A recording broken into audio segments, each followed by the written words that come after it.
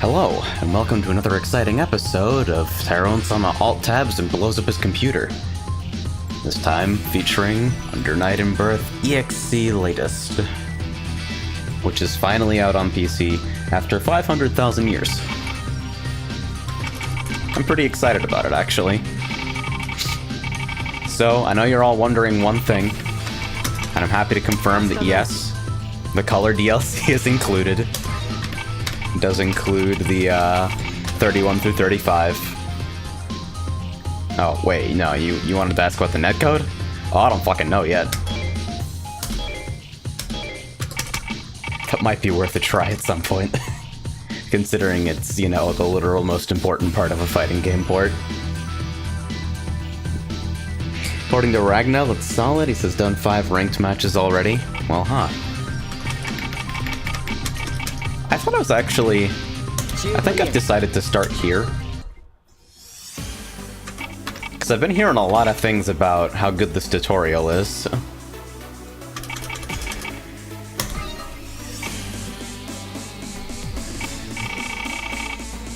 Huh. Neat. So they can be... They're laid out like this, but you can also... Huh. That's cool. So based on what level of give a fuck you have, you can kind of organize that.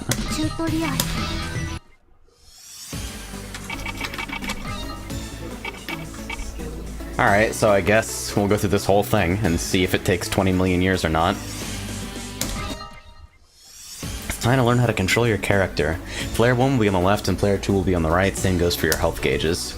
But you're not stuck there, so mosey on the other side if you want. Just remember where you're supposed to start, okay? Holy shit, why is that so quiet? Why is this game so fucking loud? Anyway, 14 months from Akari, thank you very much for the support, who says, Open World Tyrone-sama streams. Nice. And says it will take a while, just saying. I guess I'm fine with that. I might want to grab a drink beforehand, though. Hold up.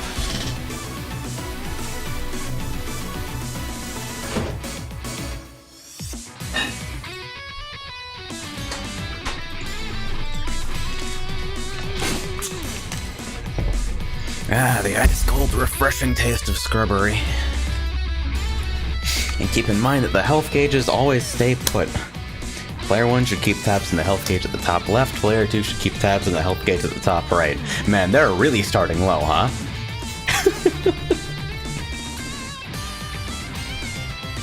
Make sure you don't go looking at the wrong player's health gauge, alright? I warned you. Success. Cool. I won. When you're standing, all you're basically doing is not moving the character. You're free to do whatever you want, which means you can move with the directional buttons or attack by pressing another button. No need to fret, I'll go over each of them one by one. Success. Success. Alright, we're facing right. Success. If you want to crouch, just hold down. Crouching lets you avoid some attacks and use low-hitting attacks. I recommend that you hold down back on the directional button when crouching. You can crouch and guard at the same time.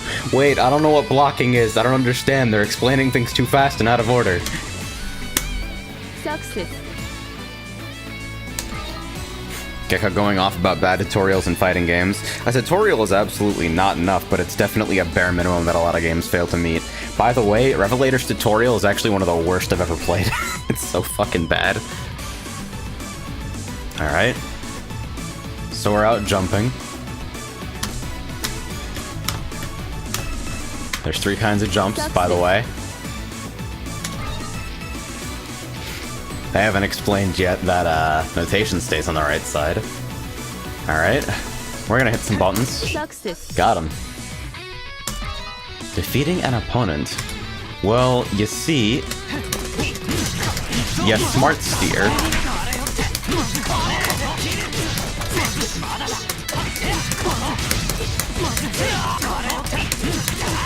Is this literally a dummy?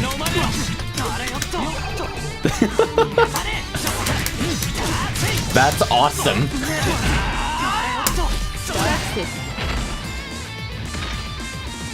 Nice. Alright, blocking. With your back or down back to directional buttons towards your back. You can guard attacks to block or reduce damage. I recommend that you hold down back, it's safer. One day they'll teach me about overheads.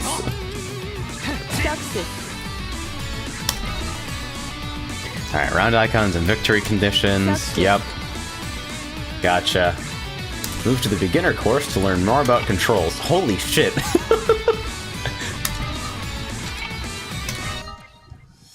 Alright. Tutorial and command lists have all the details and controls when your character's facing right, so it basically explains everything to you as if you're player 1. Inputs may be spun around, thank you for your time. All about gauges. It's that big one at the top of the screen. Alright, health gauge, meter, grid gauge. Success. Alright, pretty comprehensive at least. It's a good idea to dash towards your opponent when they're far away from you, unless you're Batista. Wait, don't talk anymore. But there are some characters who can't keep dashing, so keep that in mind. Success. Alright, backsteps. There's an invincible frame early on which helps avoid enemy attacks, so if things get too close for comfort, try backstepping. Success.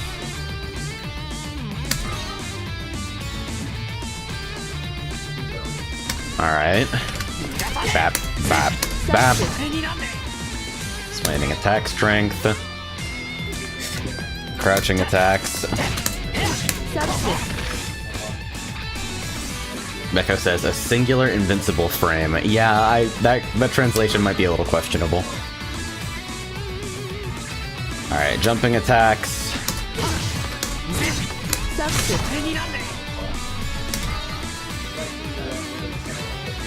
The A button to attack is quick and relatively safe to use for close-range combat and to start combos. Perfect for when you want to play it safe. You don't even need to hit with them. That's awesome. Good range and deals decent damage, making it a well-balanced form of attack. Try using it when you want to poke. Makes enough sense, I suppose. Has both range and power, but it's a bit slow.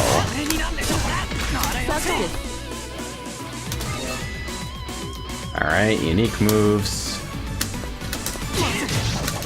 Every character's got some. Use the command list to figure out what the hell they are. Oh, achievement unlocked. In-birth newbie. Okay. Commands. Special attacks. Special attacks are super efficient and powerful. Oh no.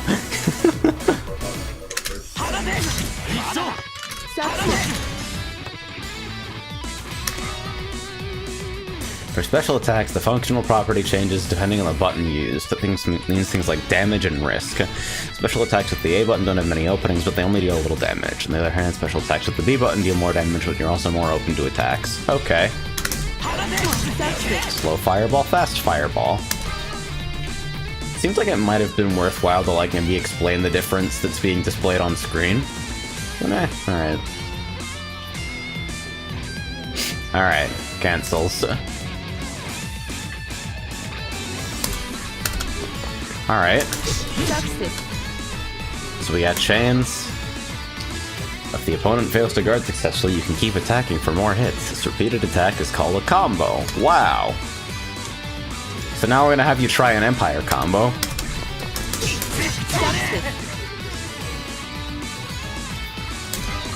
Alright, canceling into special attacks. My suggestion is to start at entering the special attacks command before the normal attack hits. Wow, I'm so good at this game. Jump cancels when you jump out of the move you're This seems... Real talk? This is a weird order to be going in. Maybe... I don't know. So... You can only jump cancel once during a combo. Jump A! Yes! Alright. Smart steer.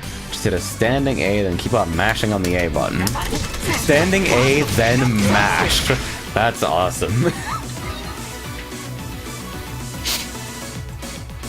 Passing link. Wait, didn't you just explain this was called a combo or a chain or something?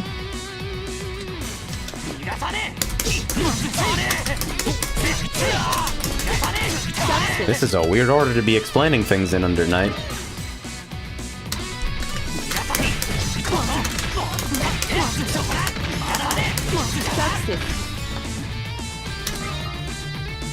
You can even mix standing and crouching attacks in a passing link. Wow.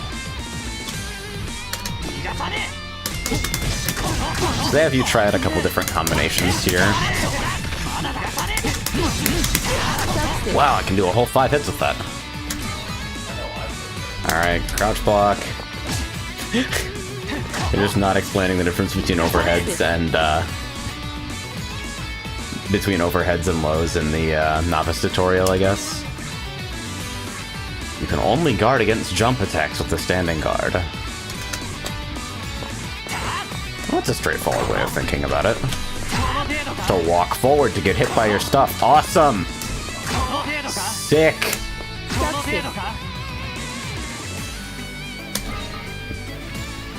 Low attacks can only be guarded against using a crouching guard. Use crouching guards on the ground to fend off low attacks. Cool.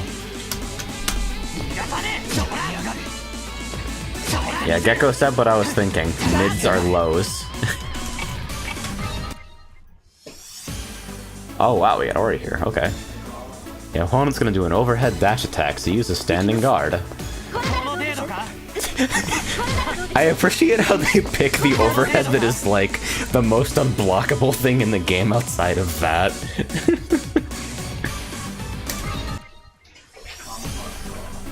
Be sure to use a crouching guard after doing a standing guard against a dump attack. Changing your guard positions is super important, so let's practice guarding low attacks, okay? Alright, this is a good idea.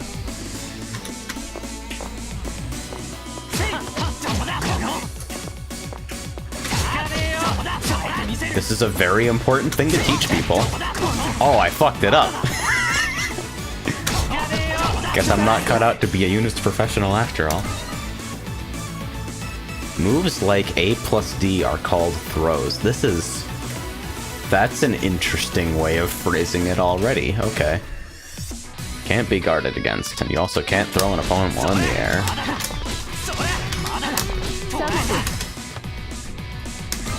Reverse throw. Wow. Nice.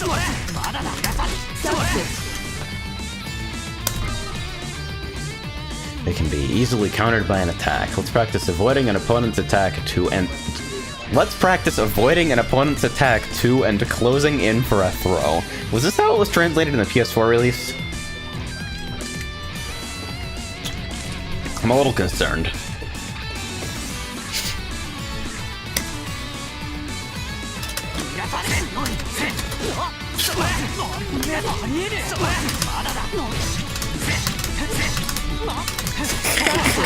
I learned something from this experience. Low attacks can only be guarded using a crouching guard. Perfect against opponents moving backwards. Moving backward and backstepping requires inputting the directional button back, which makes them open to low attacks.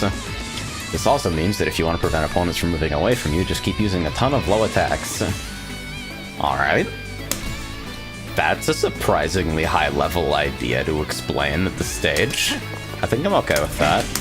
It's a low. It's a low. Wow.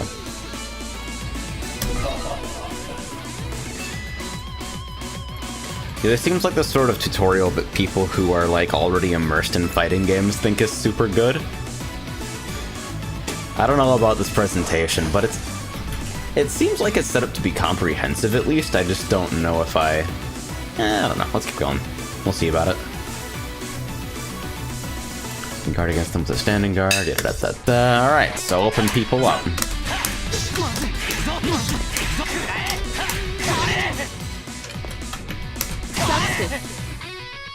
Keep forgetting this guy's got a jump 6C. Guard stun.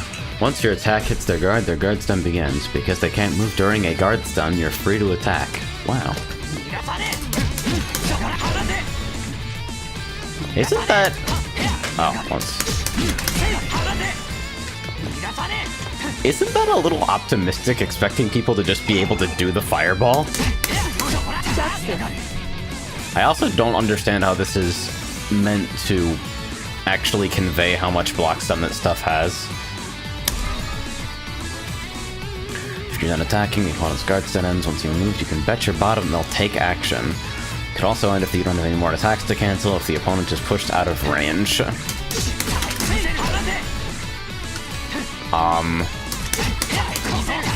I literally don't understand what this is supposed to be teaching.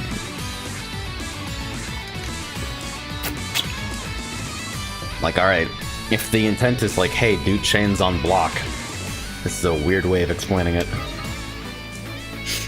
Alright, hold attack. While being blown back. Get your back blown out. Ragnar asks, what happened to 10-1? I assume the entire 10 sequence is in the intermediate or expert tutorials or something. Oh, and 99 is like around 80 seconds. Weird, huh? Solid. If you find yourself losing a lot because you ran out of time, then you should practice using combos so you can beat the opponent up nice and quick like. Winning is still winning, by the way. Alright, let's see. If both fighters empty their gauges at the same time, the battle ends in a draw. Draw lets up both fighters' round icons, but that won't decide who wins, so be careful. I know, that rarely happens, but you never know, right? If the final deciding battle also ends in a draw, then another round is added to determine the winner. But if that round's a draw too, then both fighters will take a loss, so watch out. Alright. That seems like a weird thing to even bother to educate. It's not all about just mashing buttons to attack. There are commands you can input in order. It takes a bit of getting used to, but with how powerful they are well worth it. Fighting games are all about using cool moves to win.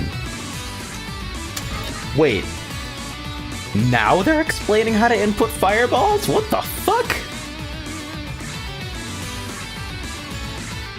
They're explaining how to input fireballs in 18.2. Meanwhile, they have you using fireballs in like 2.3? What the fuck? I don't understand. Dark Doodle says, not wrong, the only reason why I play fighting games is to look cool. We're the coolest. This is the tutorial that people were saying was super good?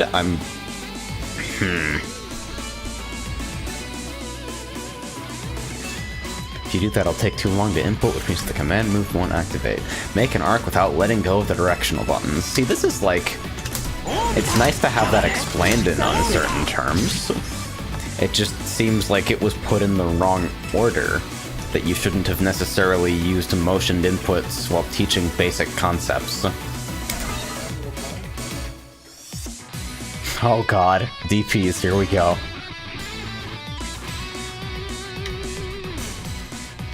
Need to enter all commands quickly. It's okay to get an extra direction in there. Hold forward, then quickly do a quarter circle forward, eh? Alright, alright.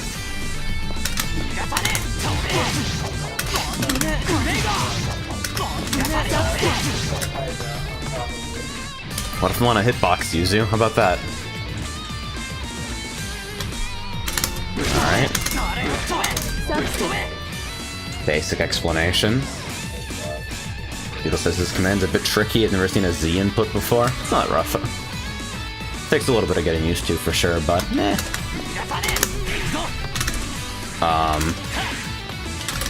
There we go. Half circles in Uni are a little bit tough for me because I'm a little bit sloppy. It's easy to skip the 2 input on hitbox and just hit both diagonals, so you go like 4-1-3-6. But Unist really wants it. Also, this is a little loud. Like, this is really loud, actually. Why the fuck is the game this loud?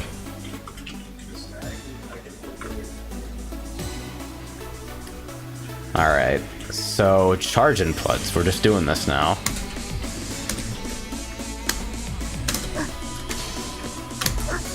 Are we... There we go.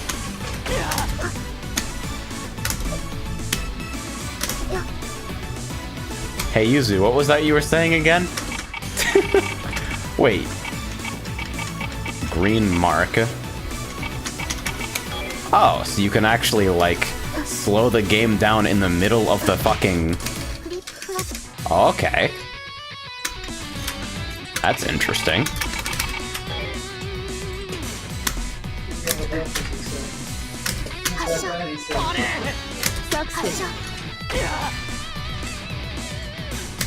Alright. Flash kicks. Alright, down back is strong.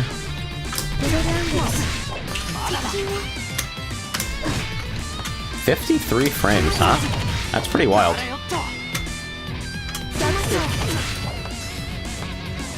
Alright. Upcharged. God. Fuck this thing.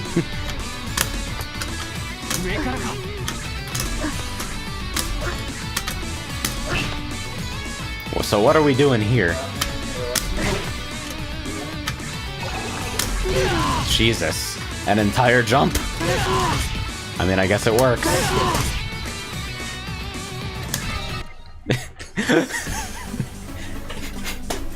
Yeah, by the way, Batista's 2 charge characters taped together at the back. She's got a fucking charge input for every direction. Charge forward and then back? Fuck it. No big deal, dude. Alright. This is literally the part where I get super fucking freed up by half circles. Oh yeah, she's got negative edge too, Ora's right. She's got 4 negative edge moves. Is it... Does she only have 3 steins? I forget, is it 3 or 4? It's enough. Is what it is. Alright. 360. Alright, we're out here doing standing 360s. Let's go. Unist, best game.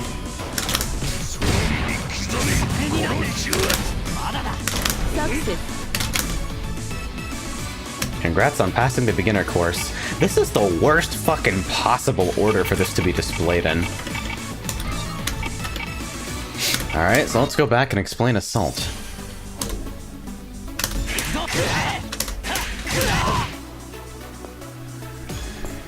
Oh, okay. Took me a minute to actually, like, read like a human. Alright, Air Assault. So they do a good job of explaining properties generally, although the translation doesn't seem fantastic. Unique moves may be performed as part of a passing link. Note that certain unique moves can be performed as part of a passing link, except for the ones that can't be. Nice. When the tutorial acknowledges how inconsistent the systems are, and then you don't even try. G-Thunder866 asks, how's the port? Haven't decided yet. Haven't got online with it yet. Feels pretty responsive. It's got real full screen mode, which is a plus, but I've had a handful of alt-tab crashes, which is not fantastic. Performance is pretty good. Definitely seems no worse than EXE late at the very least. Pad input, just controller support worked the first time for me, so no complaints thus far. Color DLC is included, I guess? I don't know. Still deciding. Yeah, it doesn't crash every time on alt-tab, just often enough to make you scared. Alright. Dash attacks, you can't use this as part of a passing link. 2 chains! Frey says they can hit 4K 60 on a laptop, and that'll do you a lot of good on a pixel game, huh? I'm just fucking with you. Alright, holding down the attack button to change the effect of the move is what we call increase. Why?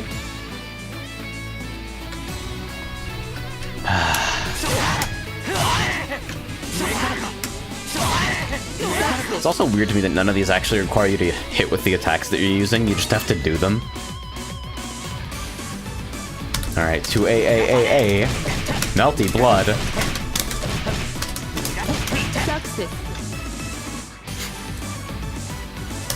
Alright, chip damage.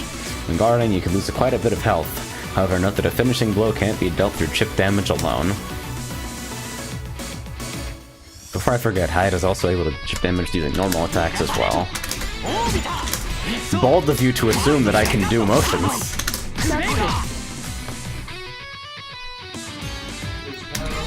Alright. Projectile itself is invincible, so the opponent can't attack it. But they can be avoided with a jump and assault, so there's a chance the opponent will dodge it while getting closer to you. Cool.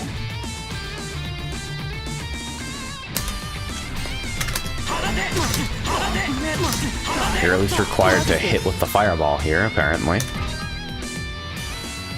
Alright, invincible moves, only for a short period of time. Use your invincible move right between C and charge BC to break it. Alright, so I'm DPing out of force functions. Wait, I have to actually block.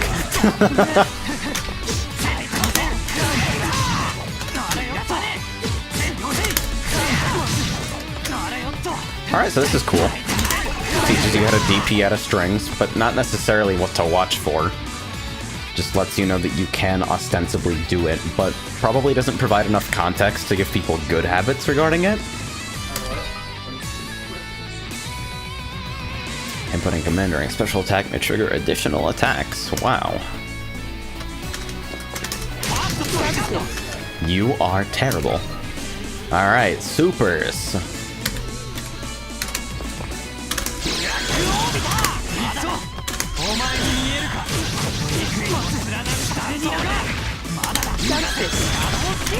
Alright, we got that. Jesus, that goes further than I remembered. Alright, infinite worth. 200 meter.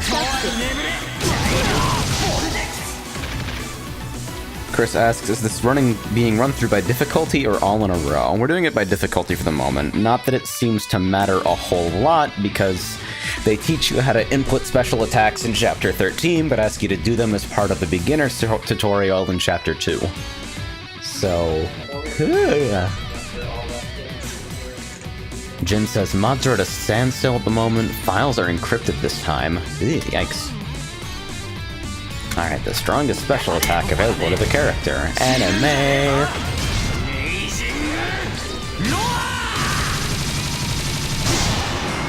Bang. It's really... I've got my fucking system volume on 8, and it still feels like the game is overpowering me sometimes. ABC isn't the only way to do a passing link. Wow.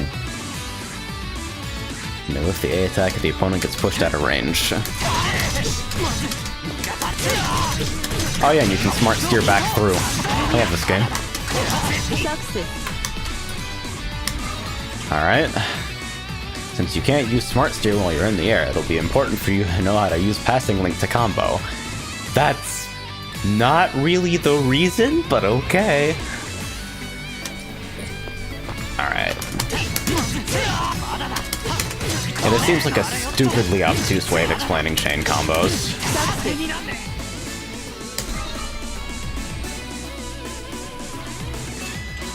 Okay.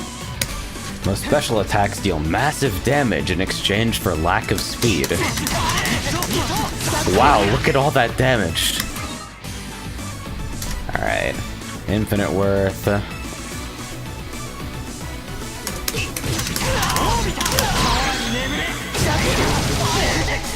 Wow, look at all the damage. Alright, hitting a jump attack near the ground will let you combo to a ground attack if it's timed right. From there, use passing link to deal more damage. Nice. It wants me, yeah, it wants... I keep trying to do 60, so I forget this character has one, because why would we put an input on that? Will it take assault as well? Looks like it will. Alright, aerial guard. Certain projectiles and attacks, just be forewarned, though only a few moves can be guarded this way.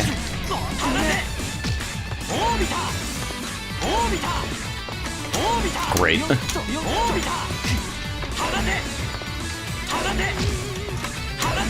Getting hit by this is the hardest thing I've ever done.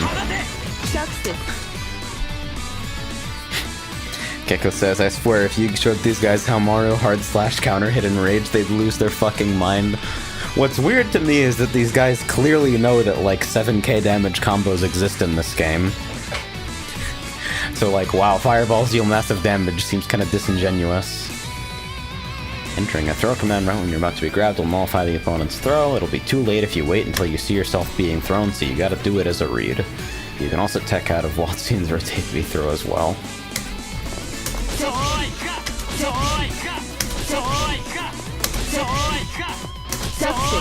Okay.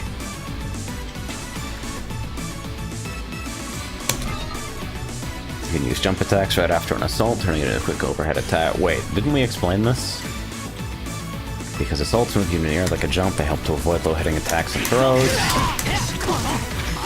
I seriously do fucking 6C again.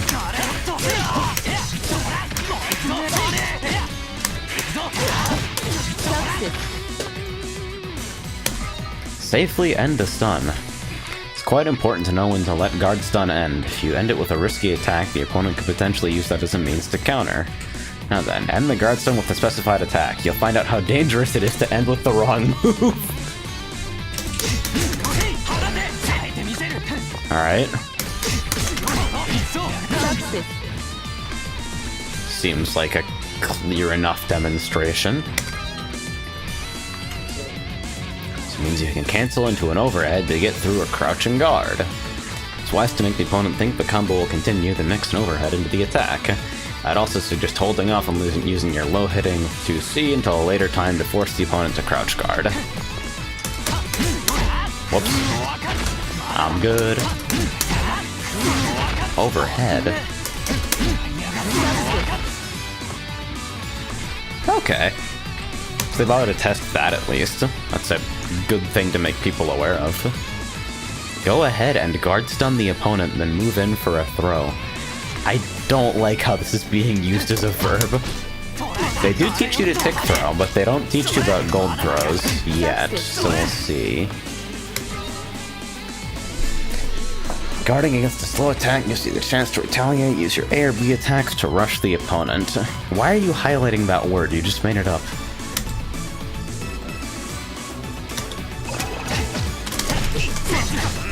Alright. One's 2B.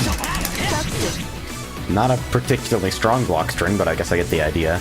Probably would have been better demonstration to actually use something with a more obvious gap, or just straight up ending it with an unsafe move. Alright, directional teching. While being blown back.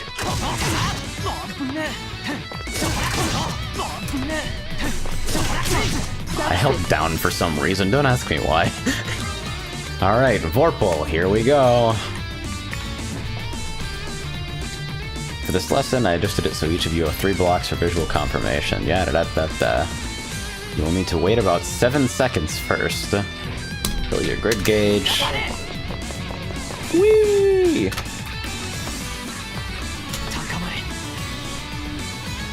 Then wait. Look at all this meter. Alright, in order to go with Vorpal, your grid gauge needs to be greater than the opponent's in the TS gauge cycles. TS gauge is the round gauge behind the grid gauge. Da-da-da.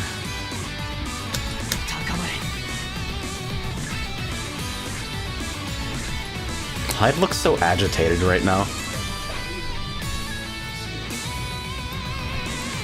Yeah, blown back for, instead of knocked down. Guard stun instead of block stun. I don't know. This reads like it was translated by someone who wasn't quite familiar enough with fighting games. Or humans. Alright. Wait, are we seriously...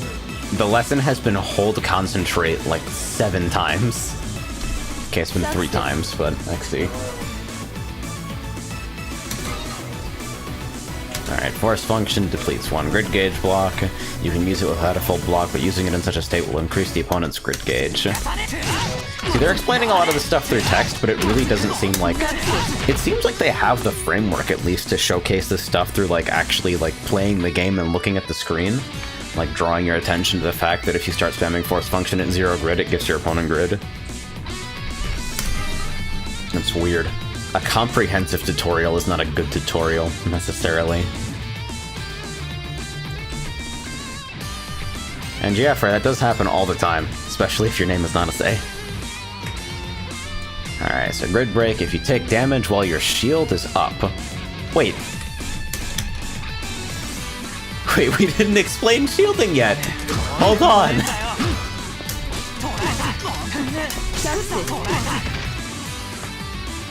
You... What the fuck? You literally went out of your way to explain shield after this. What the fuck? 3 months from Rodan. Sorry, that's so goddamn quiet. Thank you very much for your support. No message, how mysterious. And yeah, Nanase's alright now. She had a little bit of love. Holy shit, dude. They literally just explained stuff in the wrong order. Even if I wasn't going by difficulty, that'd still be wrong. Simply guard and press the D button to activate shield.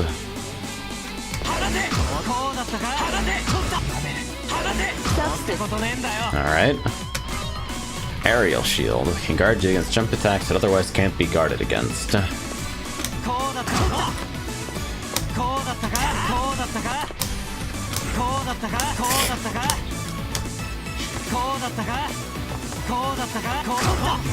We're just gonna hang out here for a bit. Yeah, not only are there 2 orders to this tutorial, so people don't actually like understand what order they should be tackling things in. Like there's something presented for beginners as like, do this in this order, really? There's also, I don't know, everything is just in the wrong order regardless of which order you pick. Alright, chain shift. Chain shift helps to fill up your EXS gauge quickly.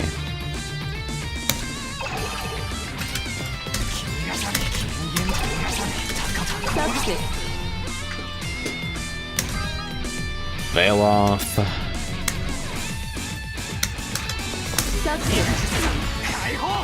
Alright, are we gonna explain that it grid breaks your opponent? No? Alright. You can use any move that requires the access regardless of the amount remaining. Cool.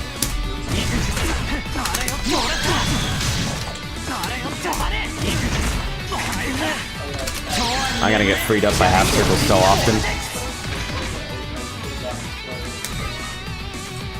You can normally use your EX special attack twice, but while in Veil Off, you can use it up to 3 times. Note that Infinite Worth is an exception to this.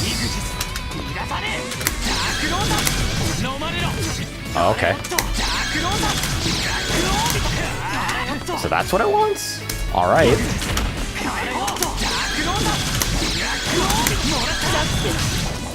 Bold of you to assume I can do that. Chris says, oh, it's because the chapter on grid was before the shield chapter. Why? What the fuck? Oh, that's new. I didn't know you could do that. 3 literal random sub-gifts from Envy. That's, why can you do that? That's new. Oh, it also broke my alerts, too. That's awesome. Exposed as fuck. Anyway, well, Saber and Kema, enjoy your subscriptions, I guess. That's a thing. And Envy, thank you very, very much for the support. Wait, why can you do that? What the fuck is that? How does it select who's eligible for a sub? Can some random just walk in here and randomly? Can you gift subs to bots? What's determined? Do you have to talk in chat to be eligible? Do you have to show up over a like schedule? How would that even be? Is it just random? I bet it's just random. That's so good. That's so good. The time counter pauses during... The time counter? Are you serious? And you're not even gonna demonstrate it?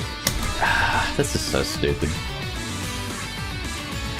All commands are prioritized. Priorities are set so you don't inadvertently use a move during your command input. If you try using a move and see that another move happens to activate before it, check on your command inputs in training mode. Success.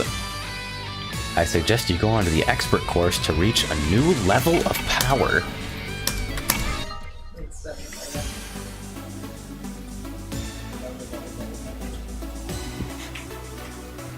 Kmo45 says, grid break happens when somebody gets hit while doing the shield function. The shield function. Inputs are just functions. Alright. So... button dashing, can't guard while doing this. You are left open while into the second... Okay, yeah. Do the dance.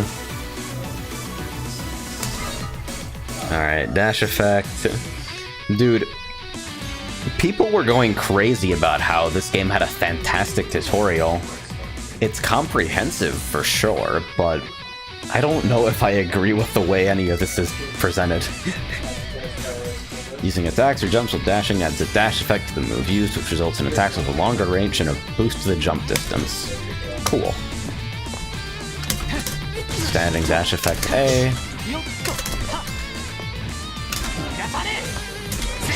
Really? Oh, that's interesting. You carry a little bit of momentum even from dashing into a straight... That's wild. Why? That's cool, but why? Alright. Uh-oh, they put a Batista at full screen. Time to learn how to dash block! Oh no!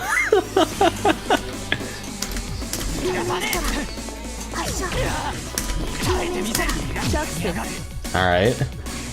Yeah, a lot of the terminology that's being used here is not super clear for English speakers. That's pretty cute, though. I appreciate that. Placing moves. There's a technique that can keep an opponent from coming too close. Using moves that have a prolonged hit effect is a good way of keeping opponents at bay. Shall we practice? See, like, read this and tell me that it reads like something from a human.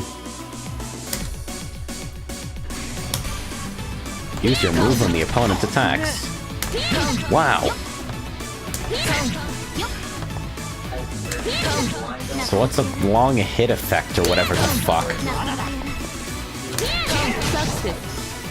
Explain that to me. I know it's active frames, but if it doesn't explain that to me, then what is the point of the tutorial? I don't know. I like Unist, by the way. I'm not, like, literally just here to shit on the game, but this is not a good tutorial IMO. It's no worse than the fighting game standard, and in that sense, I suppose it's adequate, but it ain't my favorite. Alright, attacking immediately after the opponent whiffs.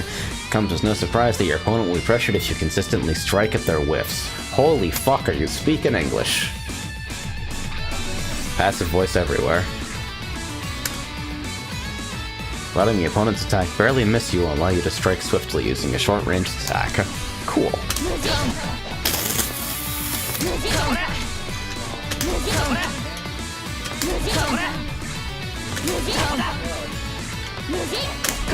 Wait, I have to wait for the whole thing?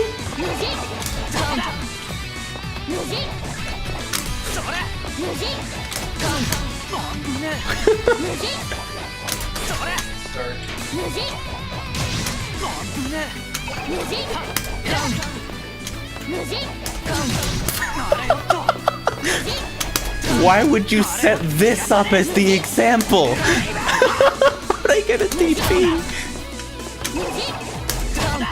There we go. That's so horrible.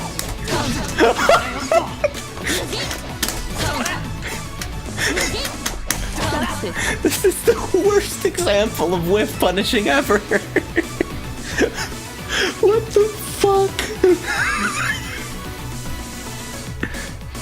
Footsies.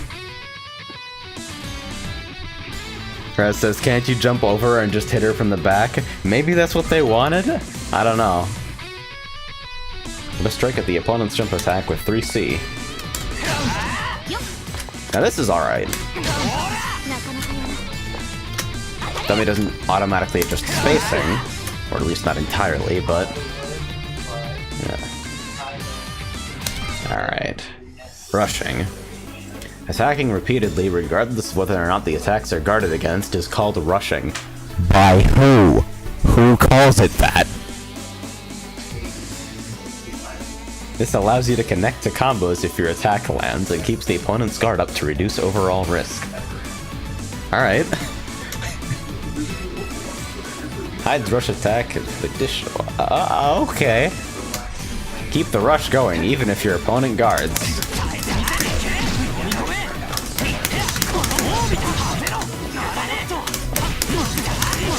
Okay, so I guess this comes from the hit confirmation tutorial, so I guess there's like, hey, there are some strings that will work reasonably well either on block or hit, and these should be the basis of your offense, but like, what the fuck? Chris says, AJ, you fucking scared me. I'm sorry, I keep telling myself I'm not gonna do the leans into the mic gag, but I can't stop doing it. Confirming hits involves being able to physically oh, no. No, French Fred, what are you doing?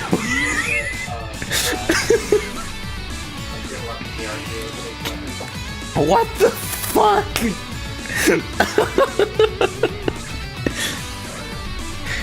What are we doing here? This isn't even like half the reason this is so fucked up is because of the bad localization. Rug Stealer says, okay, I'm wearing both my sunglasses now. This is invaluable in making the right decisions during battle, such as connecting to a combo or going into defense. What the god? Holy fuck, no! Let us train your ability in confirming hits. Okay.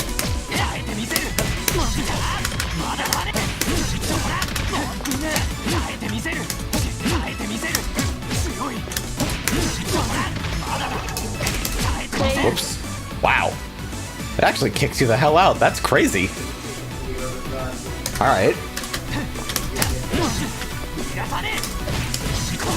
Oh yeah, I'm super late on Crouch B. I missed the link. And then it actually actively tells you to fuck off.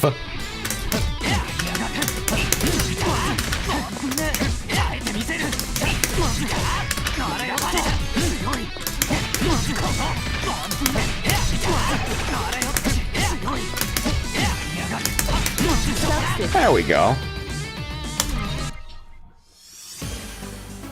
Yeah, it's not hard, I was just inputting the 2B super late. Certain moves like jump attacks, low attacks, projectiles, and more possess greater priority over others. For example, my 3C attack has greater priority over low attacks, so my move could easily overtake moves like 2C. It hops lows, asshole. Nope. Oh, you have to do it super late, too. Guess you have to let the entire low come out and be visibly there for you to hop over. Alright. Stun frames. This is like reading an entire fighting game tutorial from somebody who unironically uses the word stun lock.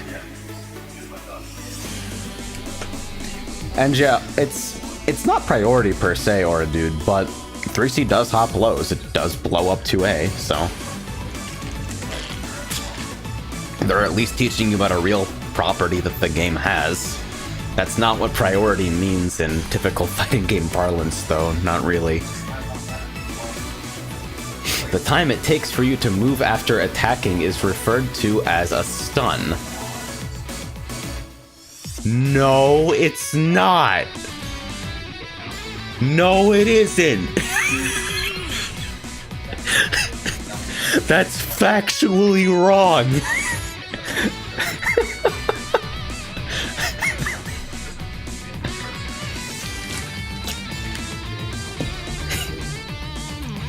It's called recovery frames, you assholes.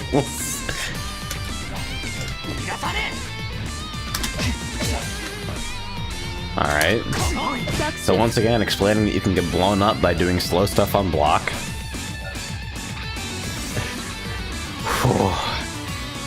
Or says, Crombo is short for combination attack. Got him, coach. After a move hits, the amount of stun time between the attacker and the defender is called the stun span. I'm fucking done. This is so stupid. The fighter that takes a longer time to recover will be at a disadvantage. This is so shitty! Was it like this on PS4? Did they retranslate the game?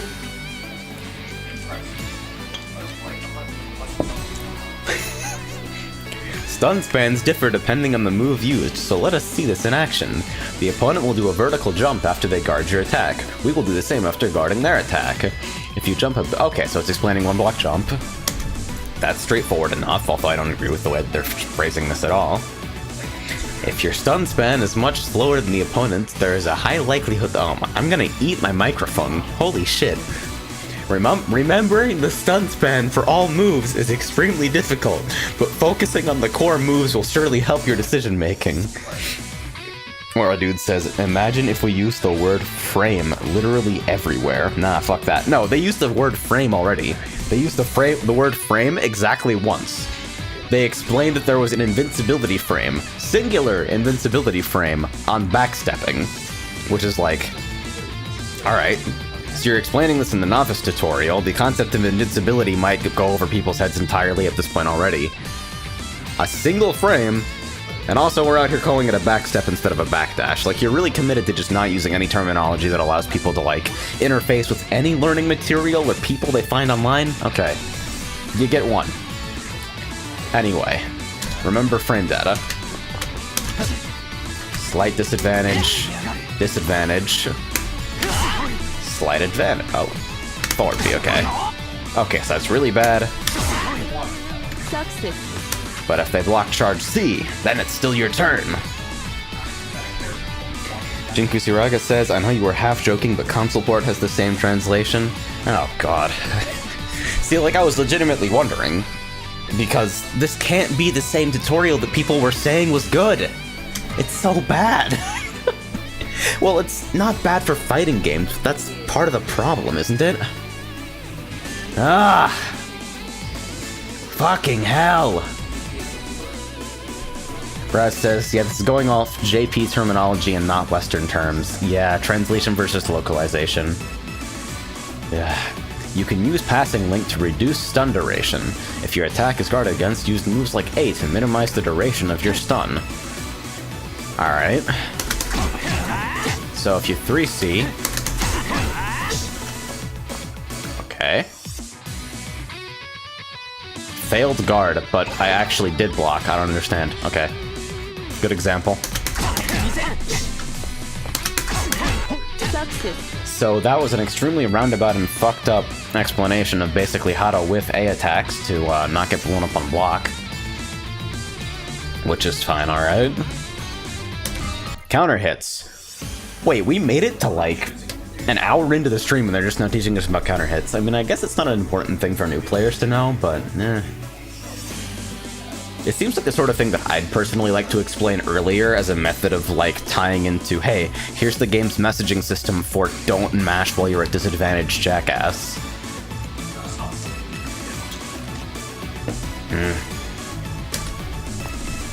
Alright. Oh, yeah. Wait, minimize risk? We're still using that terminology? This is a punish. What do you think the risk is? And they decide to use the counter hit tutorial. They explain what counter hits are, and their demonstration of this is, oh, you can rebeat into 2A and then juggle. What in the fuck? Alright, so if you use it outside of Vorpal, you grid break yourself. Success. Damage scaling, oh no.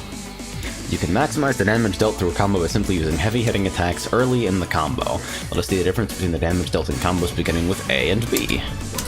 Alright.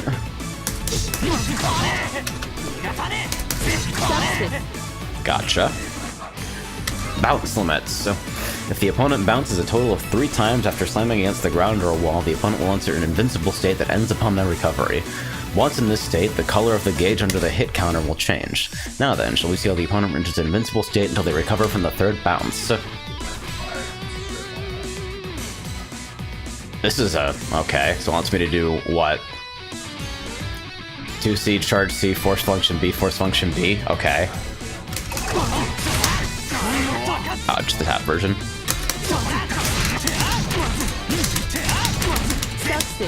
Okay. That's still not my favorite example. They're choosing stuff that seems way too, like, conceptually complicated to also, like, have people parsing while they're trying to understand mechanics? I don't know. He says, I'll admit I've never done it, but one thing I want Angie to do one day is just go through the entire Virtua Fighter 4 Evo tutorial on stream. Oh no. Alright, let's see. Guarding against mixed attacks. Some characters are able to use overhead attacks on the ground, mixing attacks by changing them midway from overhead to low. Be wary of overhead attacks while in a crouching guard. I actually can't block Ori, by the way, so this is gonna be bad. Okay, maybe I can block Ori offline. Guarding against cross-ups. Wait.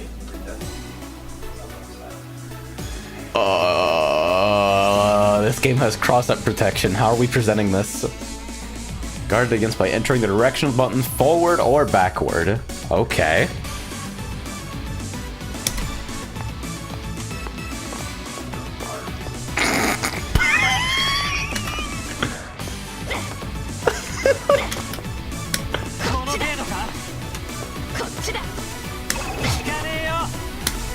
You really just can't hold either direction.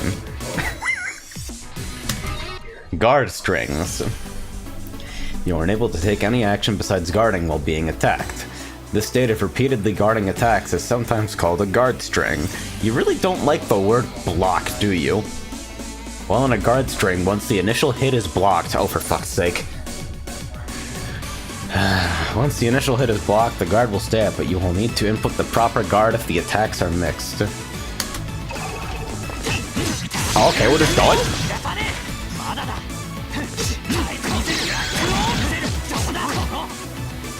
Alright, so am I gonna get mixed during this?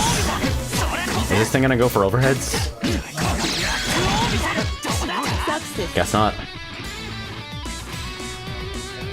Backup says, JP players do call block guards, that makes sense. Yeah, it makes sense if you're writing an English tutorial for the Japanese. Teching stun? If you succeed in teching the opponent's move, we could have used the word throw there, but okay. You will be able to move before the opponent. This initiative will give you the opportunity to stop the opponent's rush, which is a word we made up. The opponent will try to rush you with crouching B after being teched, so counter with a standing C after you tech.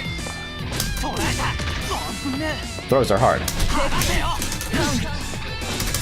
Wait. There we go.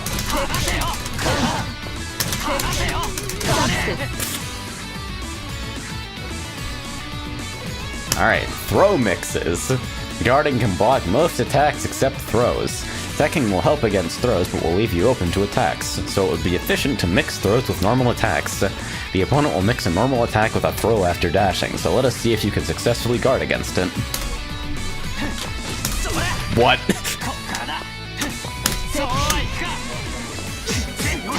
Wants me to reaction tech throws?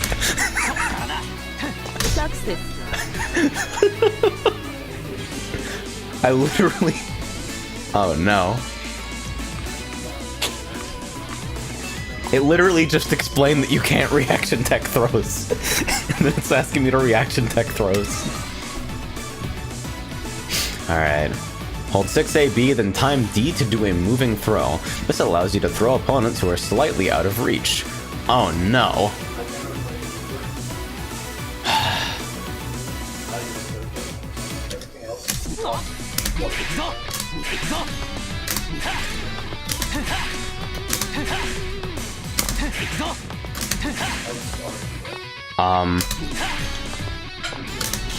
Oh yeah, I gotta go back to neutral or I get momentum at... Oh. No, it's telling me to hold it, but I really shouldn't. I think. Yeah, there we go. Wait, are we? What is it asking for here? Hold forward AB, then time B.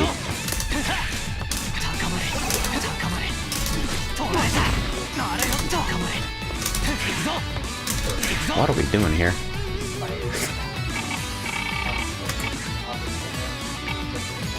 That's good, by the way, that there's no demos.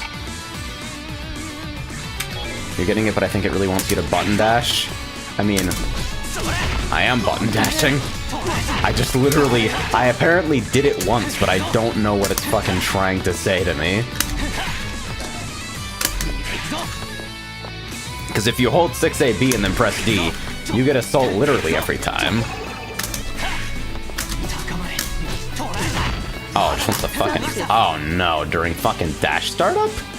Wait, hold on, let me see that for a second. Okay.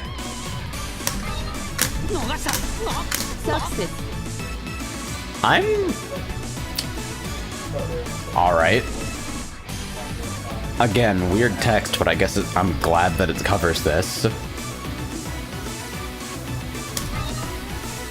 Alright, a lift low attack is a technique where you do a low attack upon landing after a jump. Many react with a standing guard after seeing a jump. This proves effective against such instances. Because the opponent is focused on guarding against a jump attack, they may not expect a simple jump landing at their feet. Wow. Wait. So...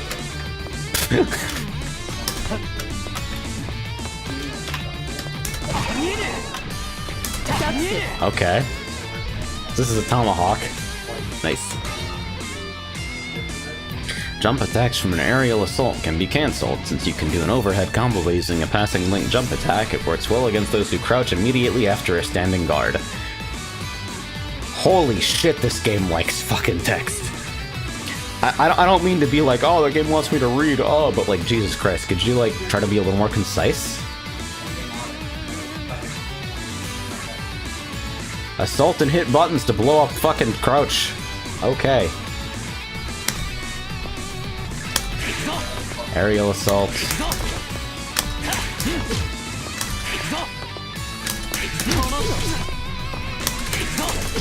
Wait, it was the... Oh, that's what it was trying to explain? That if you air assault, you're allowed to chain on hit so you can fucking do a double overhead? I would have to read that text again to get anything resembling that kind of meaning out of it. Holy shit. Because that's clearly what that was intended to showcase, but... I don't know, maybe I'm being a little bit too negative, but... I don't... It's just... I'm so shocked. Alright, you can use dash to continue a guard stun by holding your attack and dashing in closer to the opponent to attack them into a guard stun. What?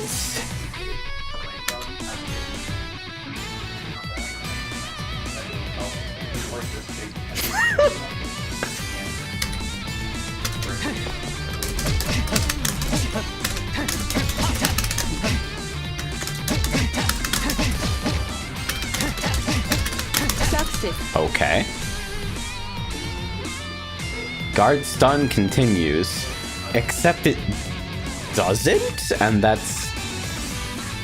I don't know. You can stop an opponent trying to rush out of a guard stun by simply countering their rush attack. This proves quite effective against those who prefer to attack once their guard stun ends. Okay. So you get blown up if you try to leave gaps.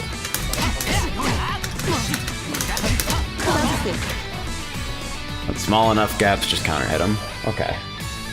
Good. Alright, guard thrust. Need to be in a vorpal state or have at least 100 meter. Do you still grid break yourself if you spend meter to guard thrust?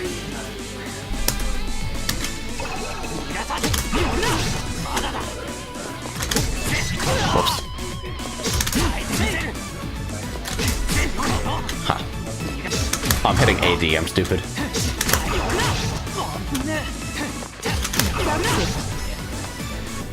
Gecko says this is literally an Abare tutorial they called Abare Rush. Oh no. That would explain a lot, actually. See, because it's cool to know that this tutorial was at least better in the original language. Sure counter from a guard. Sure counter is an assured counter against the opponent after... I would like a glass of alcohol. Try using quick striking attacks such as A after you guard against attacks that can put the opponent at risk.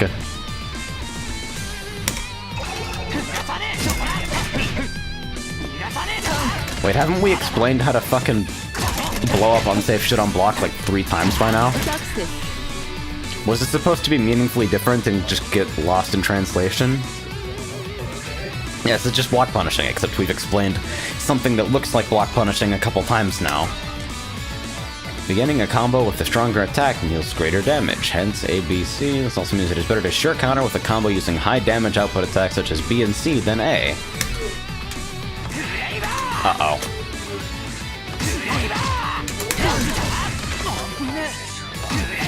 Stand B, stand C. Okay. Out here telling people to use B starters on Fatal?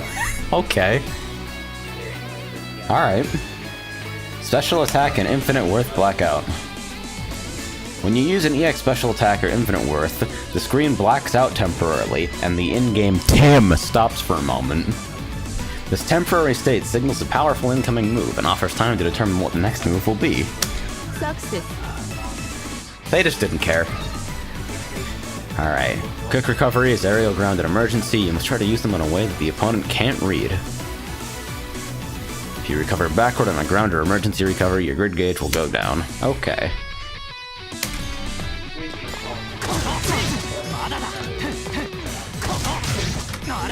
Alright.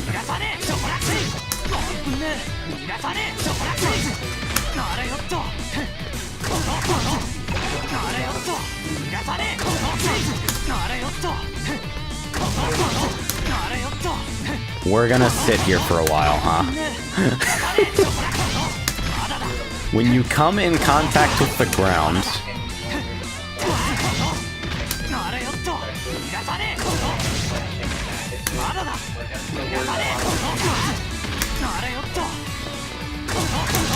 so what timing do you want then?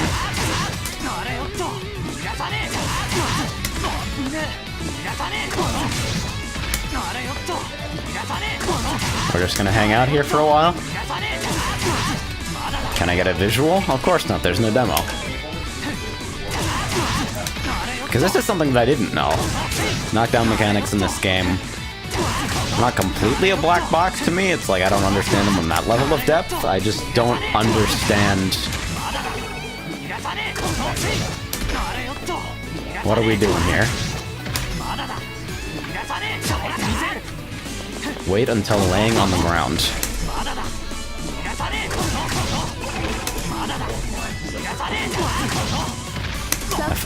What the fuck?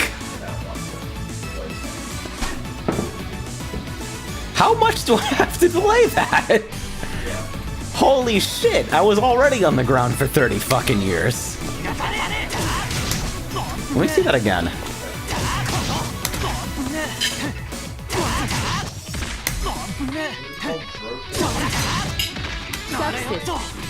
Yeah, I feel like the one before that I felt like I delayed a while, but apparently it has to be even longer. Holy shit. What a window. Alright, my fault I guess. Okizeme, what some call as wake-up attack, so what you time your attack over a downed opponent. Okay, they at least got one term right. Let us say that after you down an opponent with a combo, you time when the opponent will get up and layer an attack in that moment.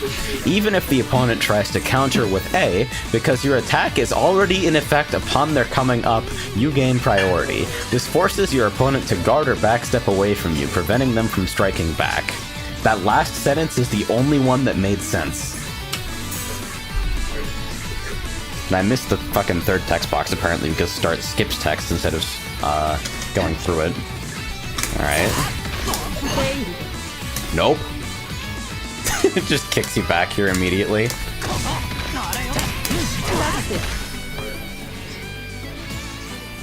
Frey says they didn't copy edit this far into the game. That is entirely possible.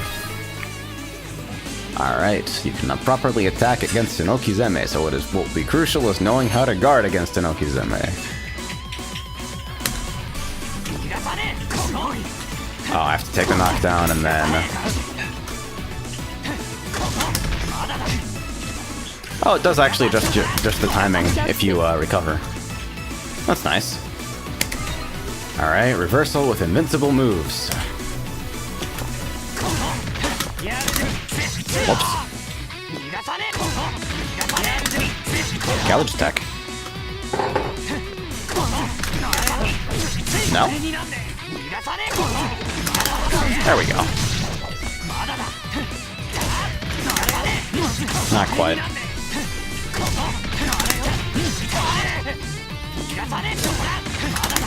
I'm surprised I don't have input display on in this as well. I think I'm probably just a little bit too late. Yeah, I gotta buffer it a little bit. There we go. Trying a little bit too hard to time it. It's been way too long since I played this.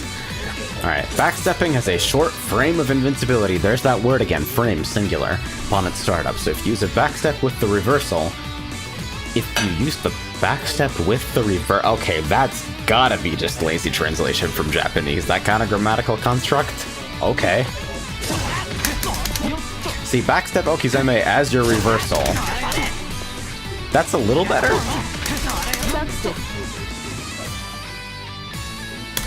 Wild. Haley says it does have a fairly generous buffer, like 4 or 6 frames, I think. Okay. Because Veloff gives you early invincible frames, you can use it as a counter. This is very effective, as if you connect, the opponent will enter Grid Break. Alright, so going over how to defend on Wake Up. That's important, and also feels like it should have been in a lower tier of tutorial, honestly. Guarding attacks will shorten the break period. The break period is rather short if A is used to Grid Break, so you can simply wait to recover. Aside from then, the Grid Break period is quite long, so it may work better to use Veil Off to recover from the break. Okay. No visual demonstration? Alright, anti-air shield. Whoops. No?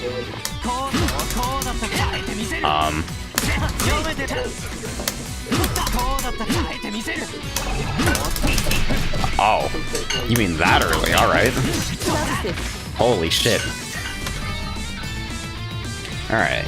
So 4D or 1D while guarding is called a guard shield. The guard shield is a success if you can guard an attack with it. If you fail, your grid gauge decreases. Now discard the opponent's attack, then activate guard shield to use shield successfully. After using guard shield will increase the length of your guard stun. I already know what green shield is, and it's a good thing that I do, otherwise that would have been completely unintelligible. Alright. So we finally arrived at CS. Feels less using a chain shift cancel compared with a normal chain shift. Yada da da da.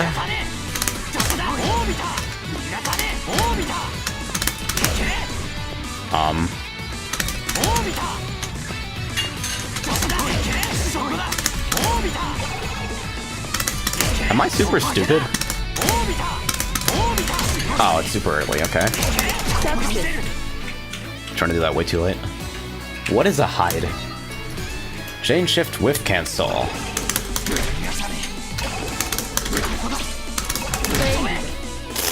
If you connect with it, it fails you. That's amazing.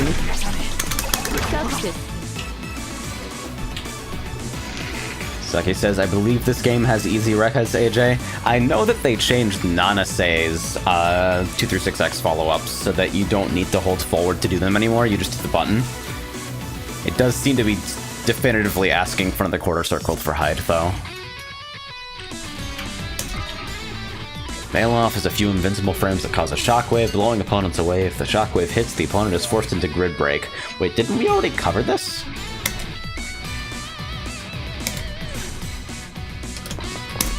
Wait. We're explaining what Veil Off does on hit after we explain to hit people with Veil Off as a reversal? What fucking chapter? Okay. Go ahead and activate Veil Off while in Vorpal and see how much damage you can inflict with your standing A. Wow, damage. Shouldn't they have showcased that with like a fucking charge C or something? Demon asks, is Nanase still bad or is she playable now? Every character can win tournaments. It's pretty much the nature of it. Crosscast fail off and it cancels an attack to activate fail off. Okay.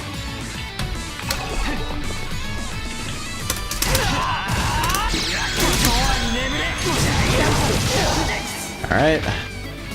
CVO is cool, by the way, and it also gave this game overall a fuck ton more damage. Remove your grid break state by activating Veil off. Alright. So I gotta get opened up. Then you Veil off to get it off you. Congratulations on passing the expert course. You've proven yourself to be a true master of fighting. If you wish to pursue the level beyond, I recommend that you move towards our veteran course. Holy shit. This hell never ends. Alright, dash blocking again. Get close without taking damage in order to clear the mission. You will fail if you try avoiding it with a jump. Are you sure? I didn't even... It's so good. Oh, alright.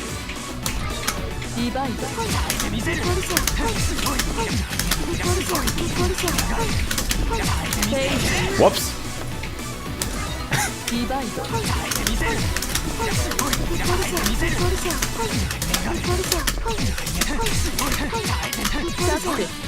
Well, that's an extremely straightforward way to explain how good dash blocking is in this game. Batista fair. Alright, using passing link with smart steer. Right, so this is the nonsense garbage where you can reuse moves if they're part of your auto combo. Alright. Recovery scaling. During a combo, scaling is applied to the opponent's recovery state each time. Recovery state? Oh my god, guys, please. This is dumb. Success. Okay. If you use certain moves twice during a combo, the opponent may recover immediately. This often applies to moves that lift opponents into the air, or moves that have an advantage against recoveries. Oops.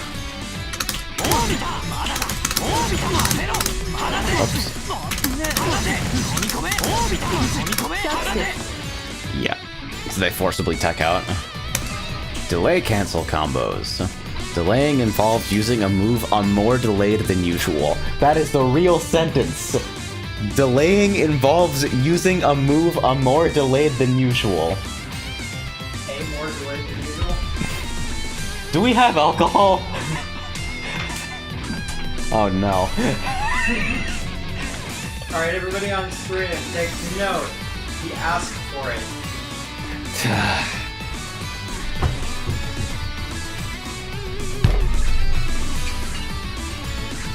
So this is what is now on my desk. This is a good time. That is a really a horrible time. You do not want any of that. I don't think You can't handle the truth. I want to want that. That's what's happening. Make you want this.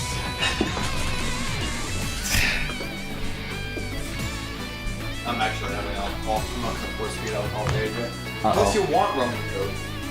You can try rum and coke. Rum and coke? I'll give you a very polite amount of alcohol. How about that? Alright. Try it. We're doing rum and coke? Rum and coke is Alright. Okay. God. it's like the girly fruit juice drink, except like the man's version of that. Put it on the fucking... Unist tutorial drives me to drinking. That's where we're at now. He's asking if he can get rum and coke. So yeah, Hitbox. Don't look at this. Don't buy from Hitbox Arcade. They took like 30 years to ship me my shit, and only did it after I had someone harass them on Facebook.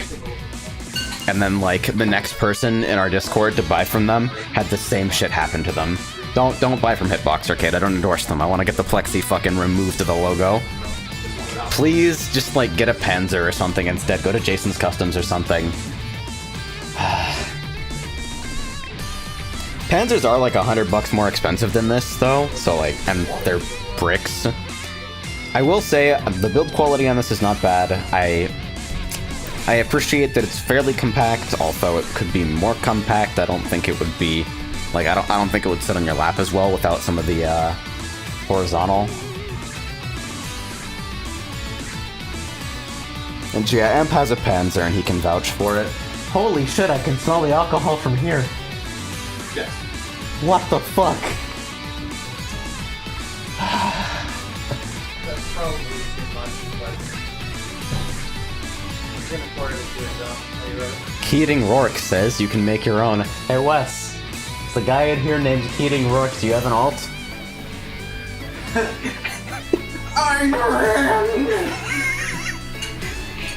Eating a Rourke. Really? You just put the two last names side by side? I mean, hey, This is not even Howard Keating. it's memorable enough. Howard Peter? Yeah, when you get a Panzer stick, you're really just getting the fucking military-grade metal shell that's probably usable as a decent bludgeoning weapon. And then, like, you can optionally order it with, like, the board and buttons and shit. But they're really just shells. Oh, no! It's the bad thing. Good thing. It's going to hit you in the face. It's going to hit me in the face, huh? That's the experience that you're describing? Alright, I guess I have to do this then. Alright. It's not bad. Alright, it's pretty strong. It's not strong at all. I gave you like half a shot. Listen, I need you to shut the hell up and let me have a moment. Fine. Okay, that's not so bad. It's girl time. That's not horrible. I had very little of it, but it wasn't horrible.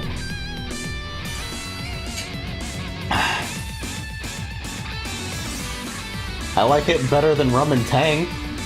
Yeah, it's better than rum. Rum and Tang was the sadness drink. Rum and Tang was, I don't know how to drink alcohol, but we need to do something. Yeah, it's not great, but I can drink it. Alcohol and you can drink it.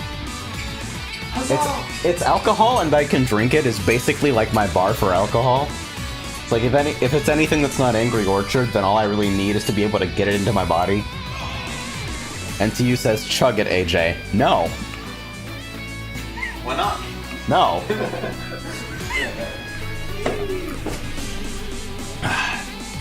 I guess I'll work my way through this. Rug Stealer asks, what's a good stick for the discerning consumer? Read, I'm broke.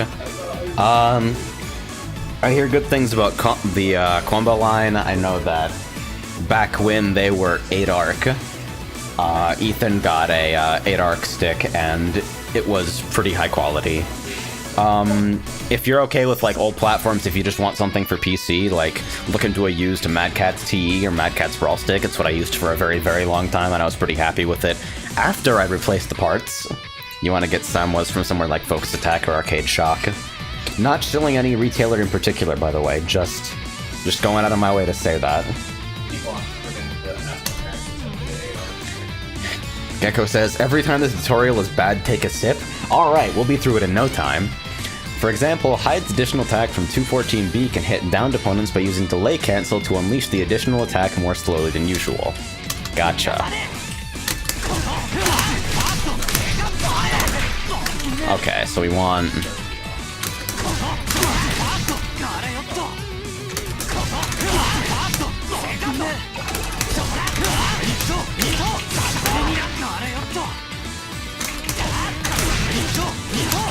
Okay, so I still need to actually...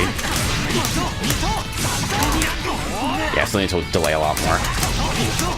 Whoops. But not quite that much.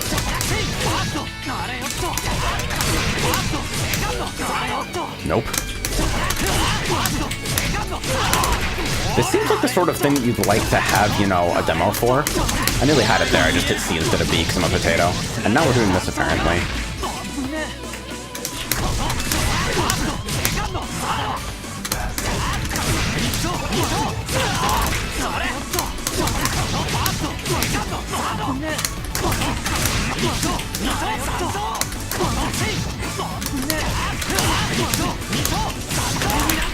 No, not quite.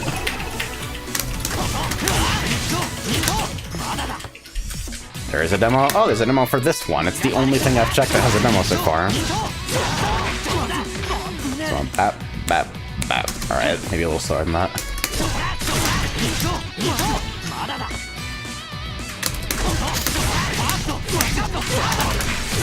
Hey, there we go. Alright. 6-11, Fuzzy Guards. Are you fucking ready for this? Fuzzy Guards are used against random mixed attacks. This technique requires you to change your guard position accordingly. Overhead attacks are slower than low attacks, the timing will be different. Because of this, you can safely guard against overhead attacks by switching your guard from crouching guard to standing guard. The opponent will dash and mix overhead attacks with low attacks. Time your crouching and standing guards against the attack. Nice. Okay. Oh, they're actually training this using the fakest mix-up on the entire planet. Oops.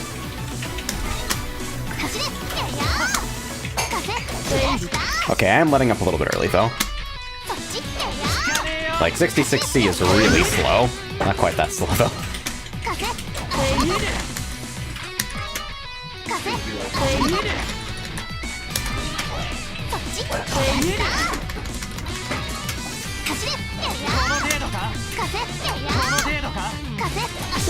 There we go. God. Still feels weird no matter how many times I do it in how many different games. Fuzzy Counter is a technique used against slower attacks in a combo. It's simple. Just guard fast attacks while striking against slower attacks. Fuzzy Counter is useful against a jump attack mixed with a whiffed low attack. If the opponent jumps, do a standing guard, then just as the opponent is about to land, do a standing A. So guard against the jump attack while getting priority against a whiffed low attack. That's not what priority is. Take a sip. AJ. Ugolo67 asks, so is the port broken? A little bit. Crash on Alt-Tab, that's probably going to be fixed in the first couple of days. Other than that, doesn't seem to be. So, does this game have the custom color palettes? Like, does this game have the custom color palettes the way that Blastblade did, where you could, like, adjust every single... The last game did. This game's files are encrypted, so it might be harder for people to develop an editor. Well, if they do, I can make you a Reyna and a... I will get in there and tweak it to perfection. Oh no. Alright.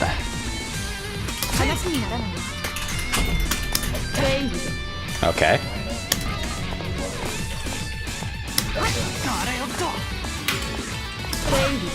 Alright, alright.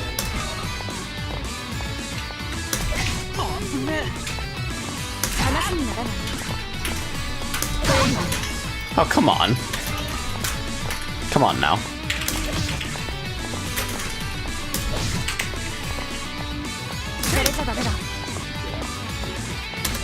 There we go. Teching frame. You actually have a few extra frames after being grabbed to do a tech. So remain calm and carefully input your tech when you're about to be thrown. Game starts using frames as a unit of time despite never explaining it before. Take a sip. God, I'm turning into fucking CinemaSins.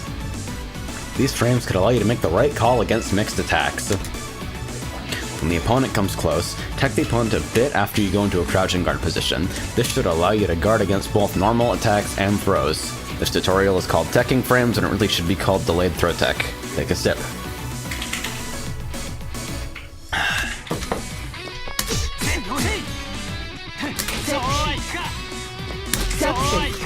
Alright.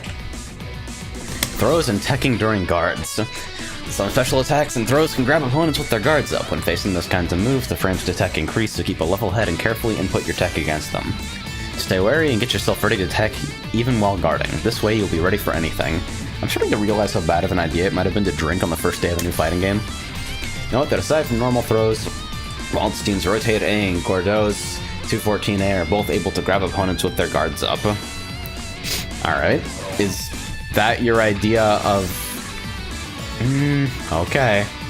Now then, why don't you demonstrate teching after being grabbed from your guard position? The gold effect will help mark the proper timing. Wait, this is about gold throws? Seriously? I read all that and I still had no idea. And yeah, gold throws are super, super long tech window to punish stuff like tick throws that are a little bit too quick.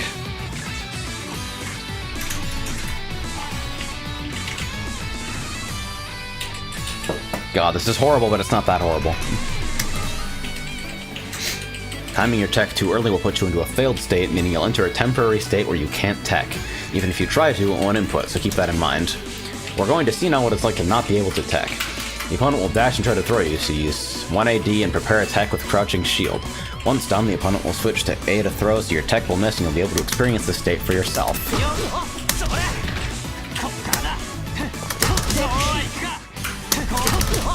Yeah, so I can't tech even for the throw's gold. If I've input AD too close to a real throw.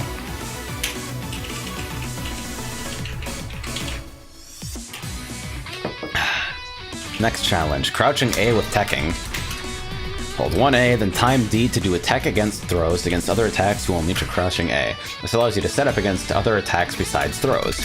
Opponents will find this very irritating. It's frustrating playing under Night and Birth, as the setup will ensure teching against throws and a quick crouching A against other attacks. Here we'll have use a crouching A with a tech setup against the opponent who will dash and mix in a throw with their attack.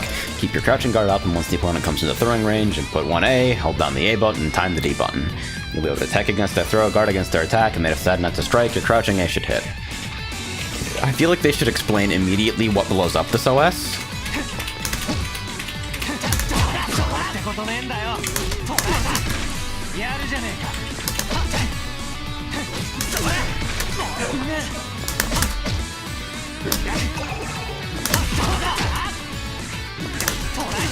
Alright, this is an interesting showcase. Yeah, just show me the demo. Show me what it's supposed to look like.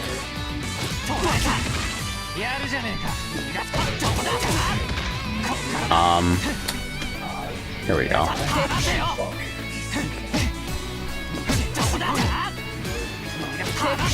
Alright, that's the timing I want then.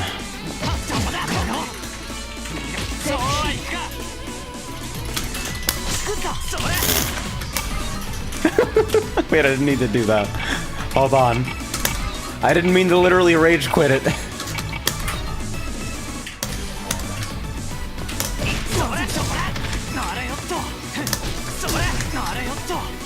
I never actually played EXE late long enough to actually make use of this. So it might be a bit before I can get the timing.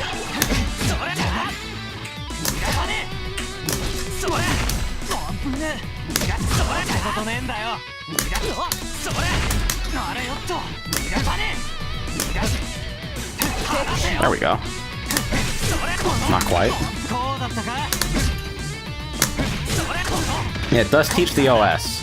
I guess this is why people thought the tutorial was good, is because it teaches stuff like OS's. Not that that's super uncommon. I believe Revelator's tutorial teaches you about an option select as well. Even if that option select might just be like close S or throw or something.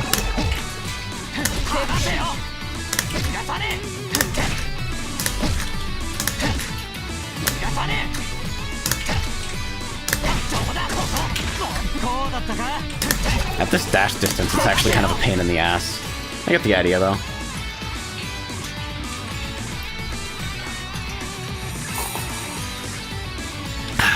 That sip was for it not resetting to a normal dash distance after every time.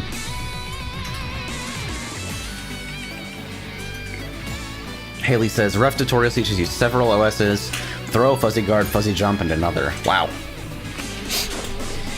I had kind of forgotten about that because all I remember is the horrendous fucking balloon garbage. All I had to do was watch Frey struggle through the tutorial. Crouching A with the tech setup won't work against assaults. And okay, so they explain right away, assaults blow up 1AD. So using an anti-air with the tech setup will let you tech against throws, guard against attacks, and use an anti-air against assaults. So if you happen to have an anti-air attack, you can introduce it into the mix. But you lose to delay, I think? Yeah, that's the idea, since you've gotta like, since anti-airs have a 3 component into them.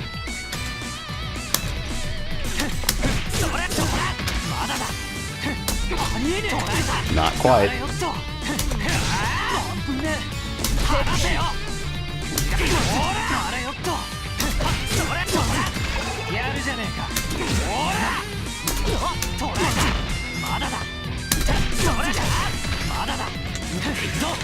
Give me some space. Guess not.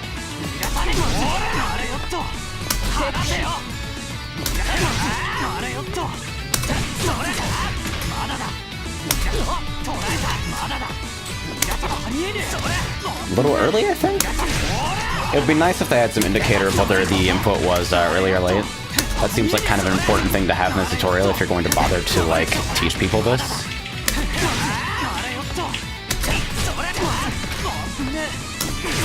Also, I consistently get blown up at a 2A. So I get the feeling that I had something very, very wrong there. I'll just go ahead and watch the demo for that, just in case. It's weird because you can't even view inputs during the demo.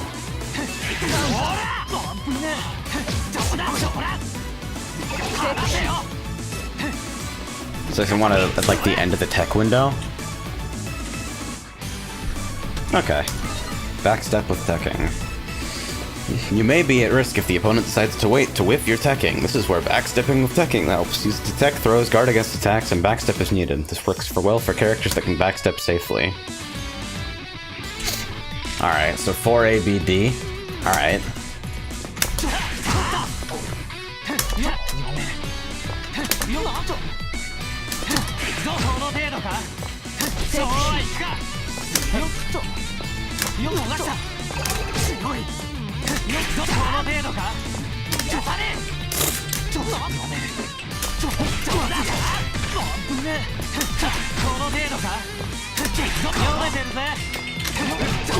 Yeah, I'm not in love with the way this thing presents the timing to you, but it's good that it teaches these concepts at the very least.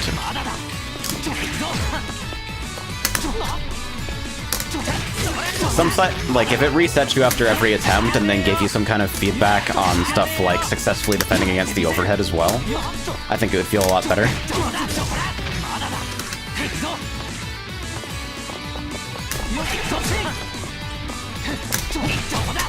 Cut backdash that time.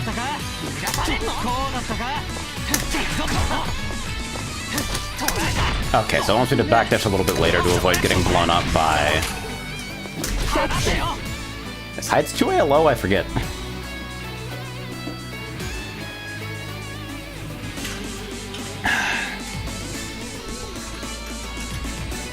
Taking a couple sips, not for any particular reason at this point. Hides 2A is low. Yeah, so I guess they do want you to backdash it then. Huh. That timing's surprisingly tight, I think. Saki says, I think only Ori's 2A isn't low. Nana says 2A isn't low. Not that I think about this on a regular basis or anything like that. Then it says, hey AJ. Hello. We are Alcohol and Unist tutorial. I've been doing this for like nearly 2 hours now, holy shit. Whipping attack can be proved to be quite dangerous, so let's try a jump attack with teching. You can set up your tech and safely create distance by jumping. Oh, so it's 7180? Alright.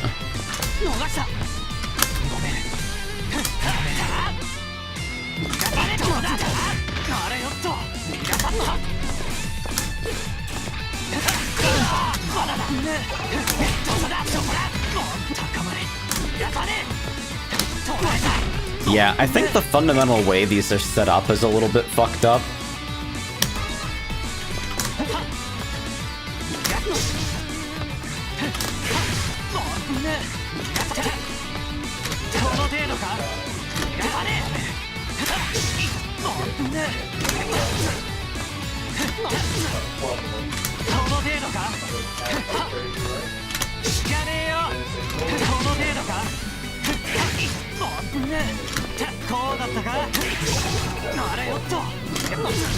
Alright, so how late does Tide have even remotely regular timing here? How do we view demo? There we go. Even something as simple as an input view during this would be super helpful.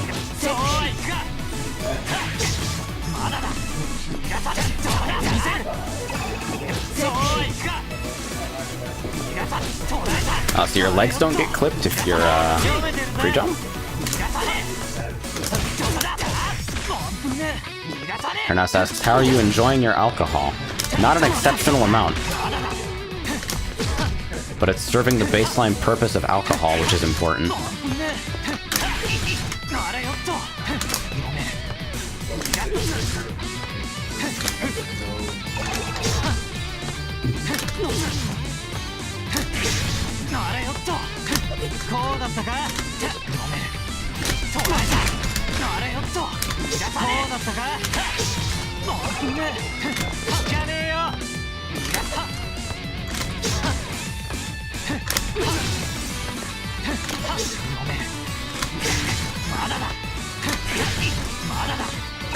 Yeah, it really doesn't feel like I'm making a whole lot of progress.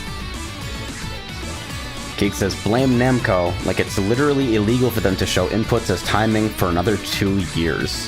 What the fuck? Is that what you're talking about earlier with the patents? That's horrible. That literally just doesn't make any sense. Alright, I'm gonna finish this. I don't want to be drinking it anymore, so I'm gonna finish drinking it. I don't want to drink this, so I'm gonna drink it. It has to be drunk eventually, and I don't want to continue drinking it, so You have to be drunk. I have to drink it. You have to be drunk eventually. Do I? You said it. Someday. I am the speaker of truth, after all. Speaker of truth, never lies. Geek says, and all Namco used it for was to tell you how to do 10 hits. Travesty, really.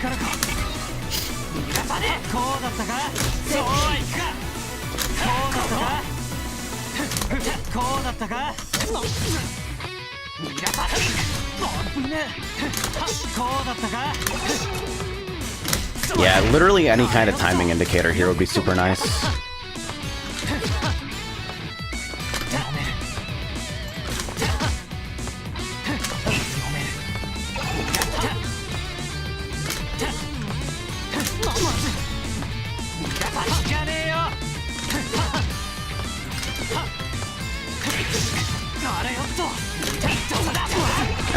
Alright, I've been here for a while, so I'll shelve it for the moment. I think... I don't like how that was laid out, but I don't think I can fully blame it. I'm also, like... I don't know. I am still pretty new to this, so... Alright, try using Veloff with teching to tech throw while countering attacks with Veloff. Alright, so this is just the option select series of tutorials, okay. When the opponent's in range, wait before pressing A, B, C, D. Alright. I guess they only want you to try it once. Alright. Jump attacks have a shorter stun frame than assaults. God, stun frame. So when trying to do a whiff attack from an assault, use a jump attack to whiff before landing. Alright, so use like high jump C or something.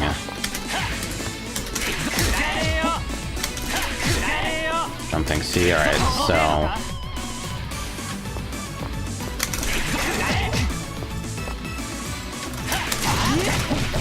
Wait, why were you allowed to get hit by that?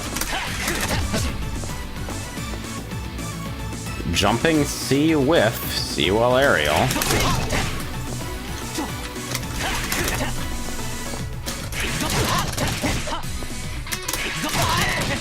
Wait. I don't understand. Ha, alright.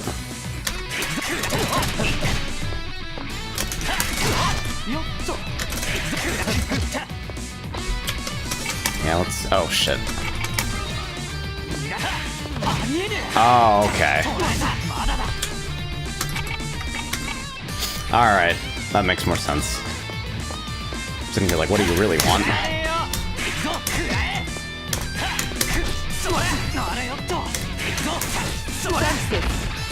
Okay. I like how I managed to get it to trigger by doing the opposite, though.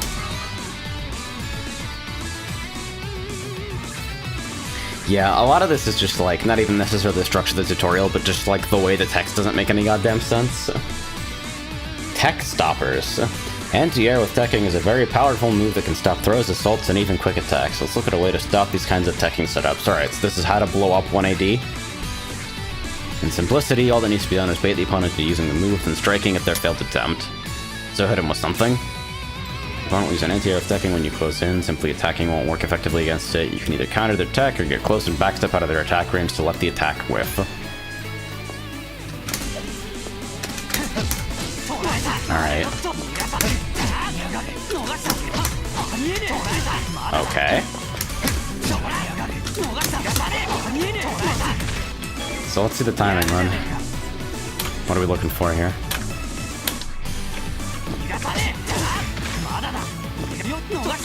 Okay, seems straightforward enough. Guess I just had the wrong timing there. Whoops.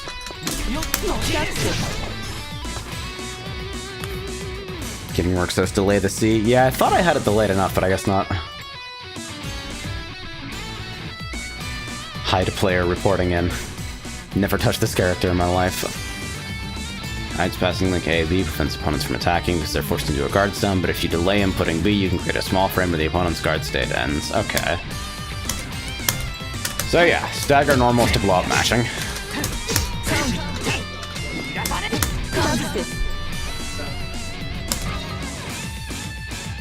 Attacks that barely connect into a combo have some open frames and a guard. Use this to your advantage to stop attacks with your combo.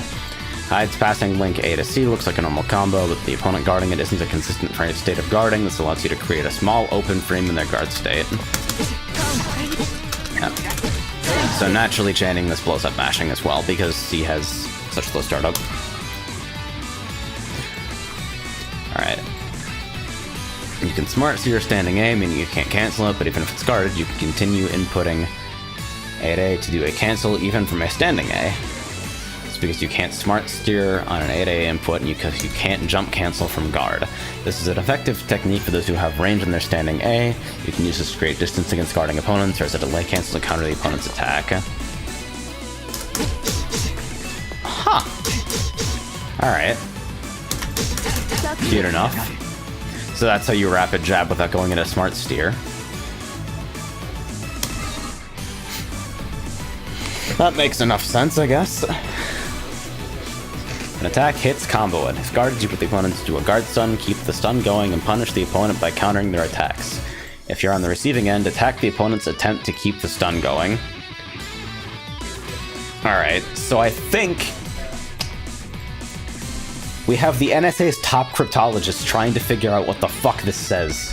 And I think it's hit buttons during gaps, if the gaps are large enough. If you want to safely continue the opponent's guard stun, hit the opponent with a crouching A 2 or 3 times to see their reaction. Oh, we don't even get a demonstration, it's just mash 2A to hit confirm. Okay.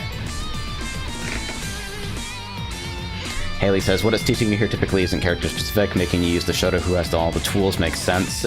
Yeah, that and like a lot of this stuff goes into a high enough level that they actually need to like script stuff for very specific windows.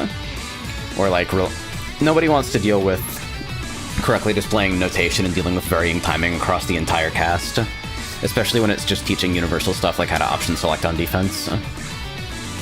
If you shield properly, you'll be able to reduce your stun frames from guarding, and you can stop some combos by countering from a successful shield. Alright. Whoops.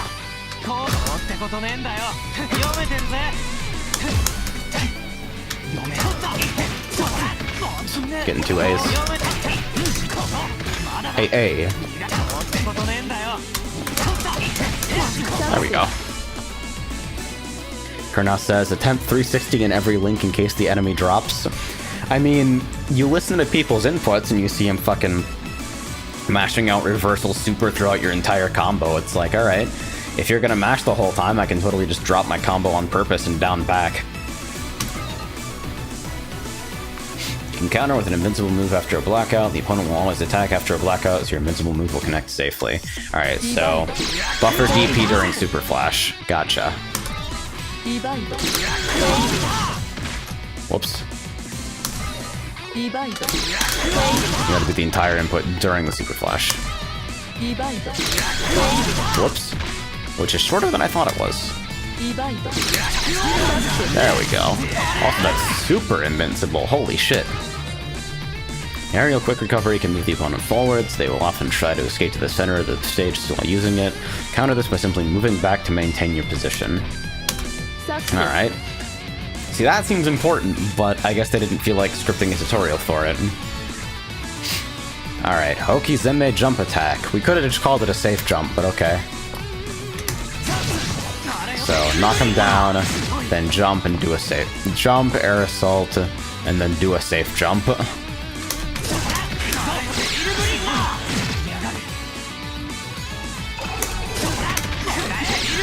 Hey, what do you think this looks like, game? Oh, corner, okay. So jump back, yeah. Whoops.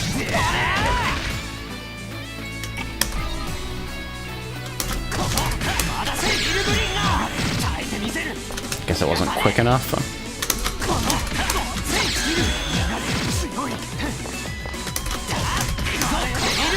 There we go. Alright. CS on Oki. You'll need to be in Vorpal, and you'll need a change shift move that can be whiffed. On these conditions, this will be an extremely effective move.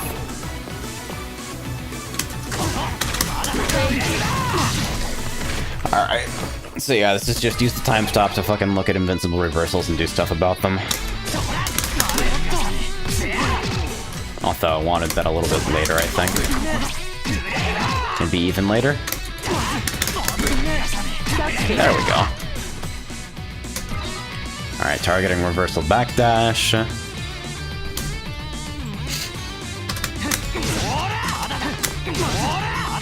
Alright, not crouching C? Okay. Yeah. So just blow up backdash by delaying. See, I wish they'd structured this a little bit more intuitively, so it's like, if your opponent likes to do X, here's what you can do to blow it up. Seems like a weird structure for sure. Use a change shift when getting up, you can use the Oki. You can see the Oki Zenmei during the stopped time. Alright. So I have to get knocked down. And reversal. There we go. CSDP! Alright, very powerful change shift while in Vorpal, increasing your XS gauge using change shift, da-da-da-da-da. What you do before the full cycle is crucial. Using tactics such as shield, throws, teching, and concentration when there's about a quarter remaining in the TS gauge can assist in getting a grid gauge advantage over the opponent. Makes sense. If you have a lead on the TS gauge and the full cycle is about to come, you can go defensive if the opponent doesn't shield to reduce your grid gauge. On the other hand, if you're at a disadvantage, try using shield to pressure the opponent, use it against projectiles or combos to move the TS gauge to your advantage. Alright, that's actually kind of a, that's a pretty advanced idea, I guess, like not hitting buttons so that your opponent can't shield them, gain grid, and win the cycle. That's why it's crucial to read the opponent's shield and mix attaches to assault overheads, low attacks, and dash throws into your arsenal. See, they know how to use the word overhead. Success.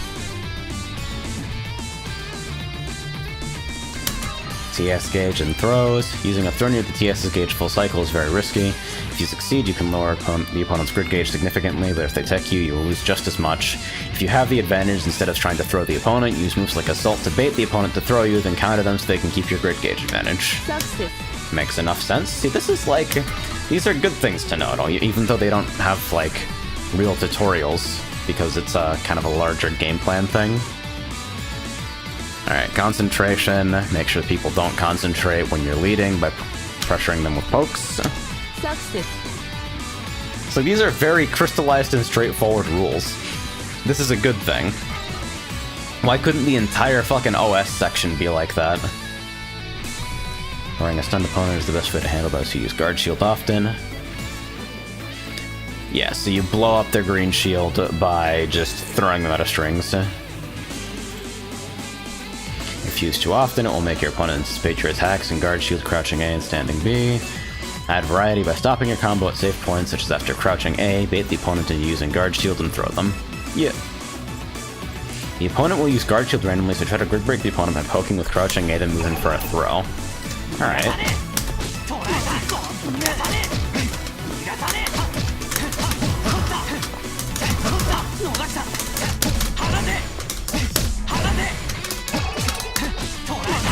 Alright, what's the demo look like? What do you want here, really? Okay, so just basically throw stuff. Alright.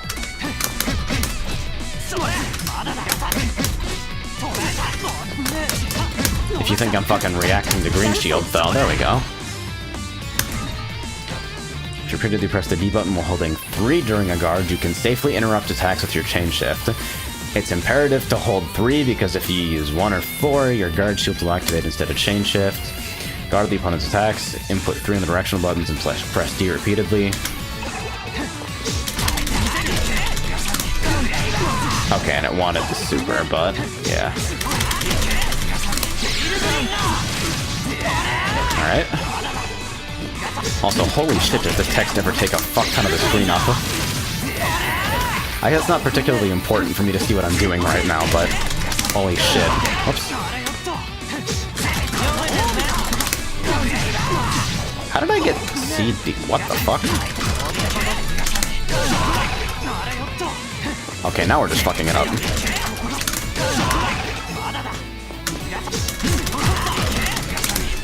Exposed. I can't do half circles on this side or something. I don't know. There we go. Alright, chain shift after effects. Once chain shift ends and the X gauge increases back to normal, grid break effects also cease. This can be used to offset failed shield attempts and grid break demerits from guard thrusts. Okay. Use CS to break the opponent's combo, and guard thrust before the EXS gauge goes back to normal. Wait.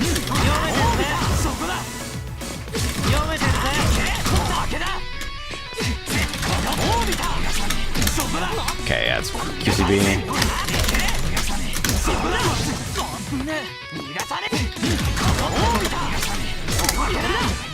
Whoops.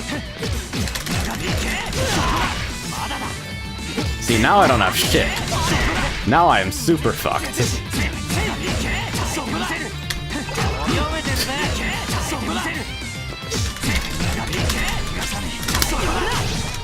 There we go. Whoops. I literally forgot what I was doing there.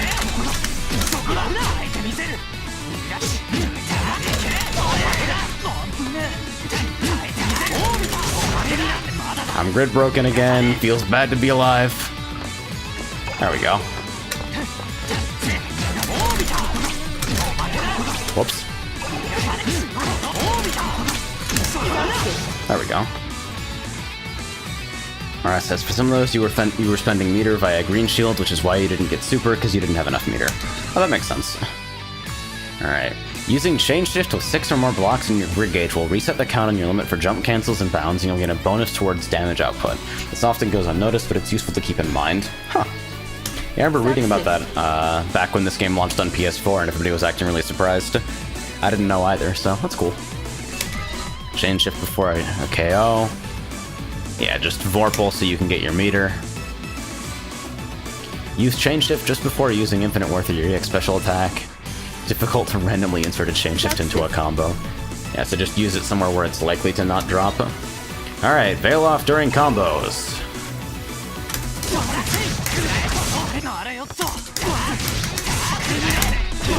Hey!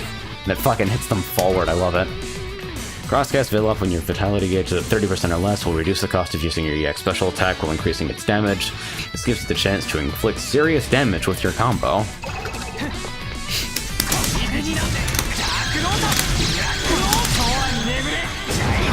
Whoops.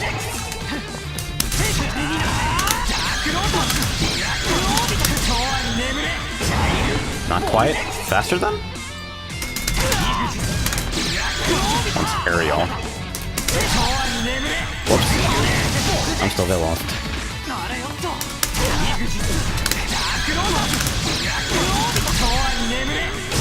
There we go. Just a little quicker. Is that the last challenge? Did we beat the whole thing except this shit?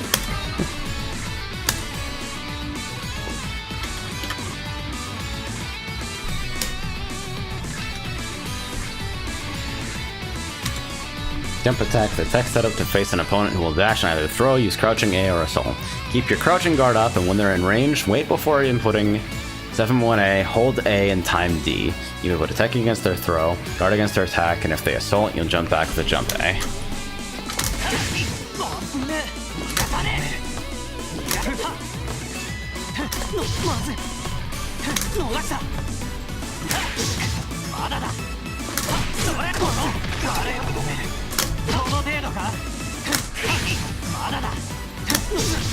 Whereas it says you can cancel supers into infinite worth and cross veil off, I believe, and that's probably what they wanted out of the last one. Probably.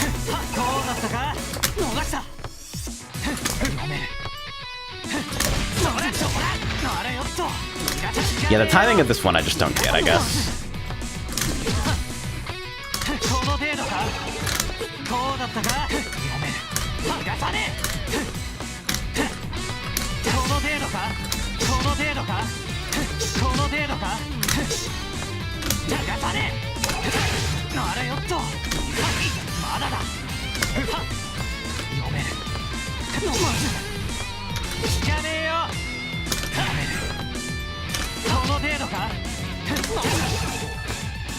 Like I'm just fucking jumping out of the throw. But if I jump too late, then it feels like I get blown up by 2A, yeah.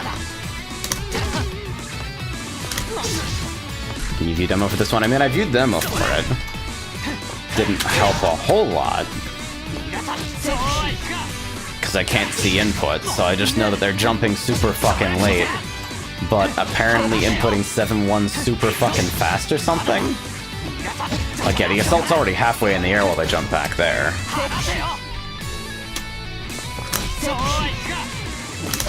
But it didn't give me credit for that one because I apparently didn't input the entire OS, so...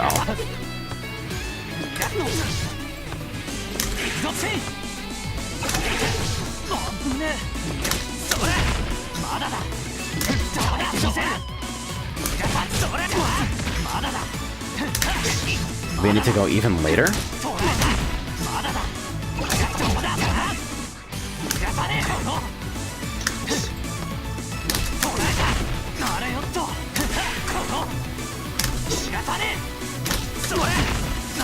I'll be right back.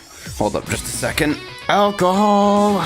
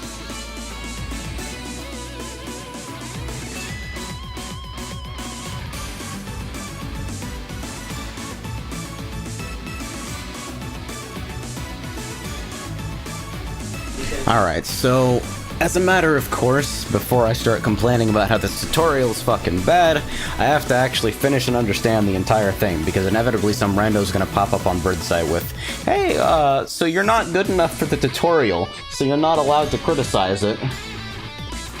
Bitch! So let's see what's going on here. So I gotta do this late enough.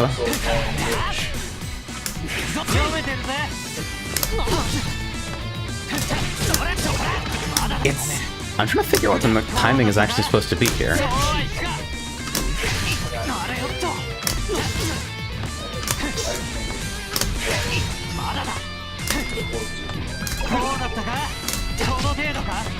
Seems like a horrible spacing for me to start dealing with this.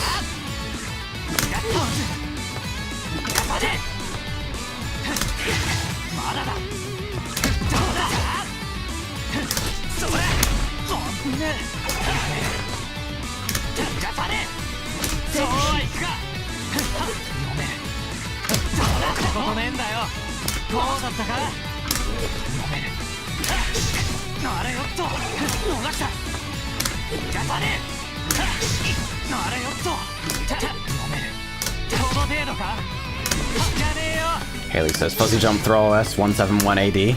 Well, yeah, it's not like I haven't seen this before. It's just this particular, like, this particular instance of it where it's like, I'm dealing with some kind of awkward dash timing from the dummy here.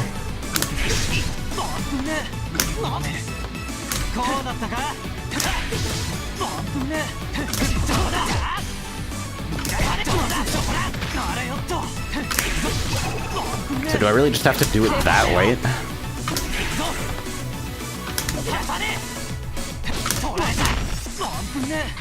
It seems tighter than I'm used to in, like, Persona and shit. Not that I spent a whole lot of time with Persona, but it really didn't take me long to figure out the defensive OSs in that game because the whole fucking game is one-button macros anyway.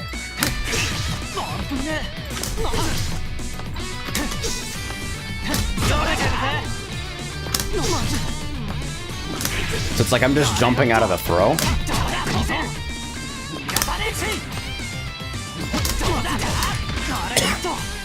That obviously means that I need to jump later. I'm sitting here like, this is a horrible example of how to defend against this, and a great example of how to, like, get a feel for the timing of the dummy. Feels nothing like an actual situation where you would use this.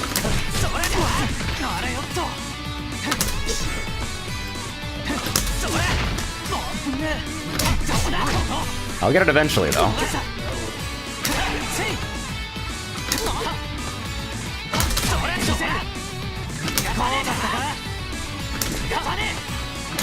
I love the empty dash, by the way, where it just gives up.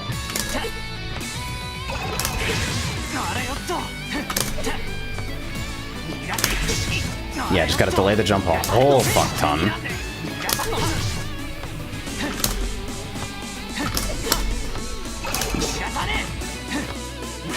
But it feels like if I delay the jump a fuck ton, then even then, it feels like I'm jumping the throw, like it's that late.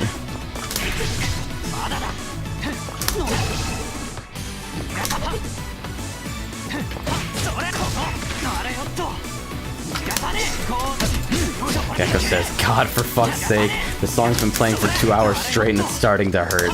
Yeah, I wish they'd mix things up a little bit.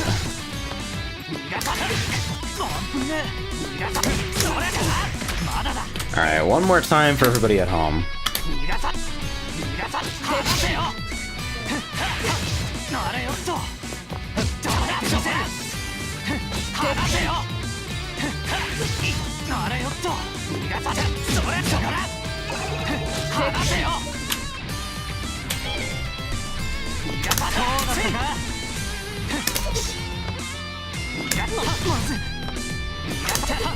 Yeah, I'm just jumping over, so I have to force myself to do it super fucking late.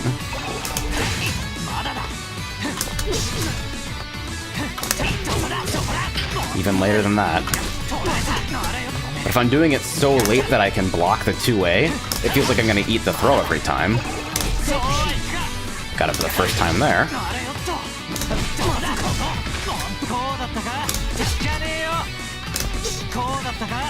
Hey Fendo, you got any tips for this shit? I feel like if I jump late enough to actually, like, if I jump late enough so that I'm actually blocking the 2A when it wants me to block the 2A, I just whiff the throw every time.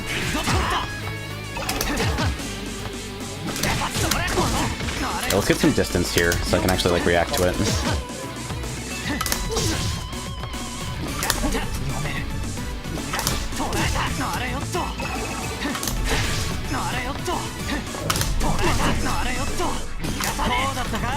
You're supposed to tech it. Yeah, genius, I get that. But like, it feels like it wants... Any timing where I'm early enough to tech the throw is too late for the 2A. Or the opposite of that. I don't know. I had rum and coke at about the fucking 500th mistranslation. Yeah, I know it's 17180. It's just I wish they gave me fucking an input view on the recording.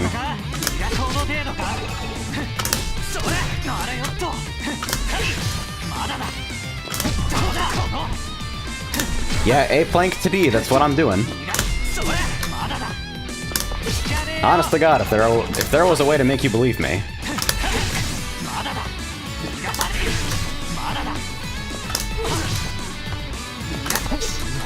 See there, it's like I just jumped the throw.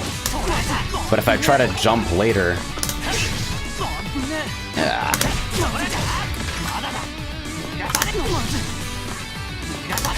Does the tutorial have input display settings? Okay. So it's got input history from... Oh no, is this gonna turn on input history in the demo? No, it's not. Awesome. But it can at least show mine. God, that's really terrible. Is that really because of the Namco patent? Is that seriously it? Because that's super lame.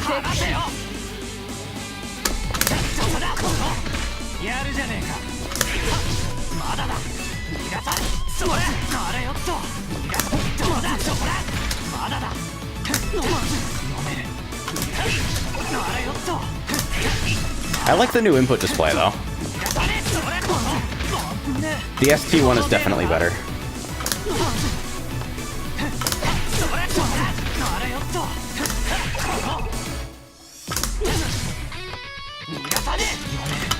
The tweet has some good tips. Oh boy, if I tab out of the game and it crashes now. Unist tutorial 714.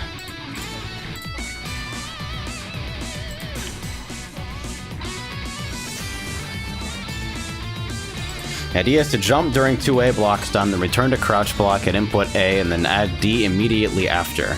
Pressing A and D simultaneously will instead cause you to air shield in the jump. Yeah, get that. And yeah, you want to OS and get a throw tech for it to count. Both of those things I know.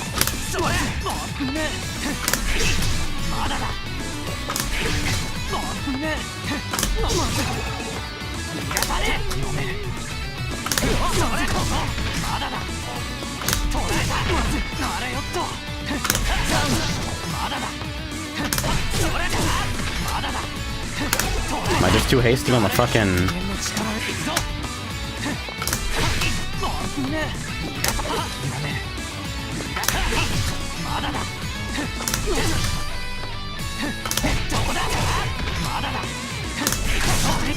Okay, I don't know how I got that.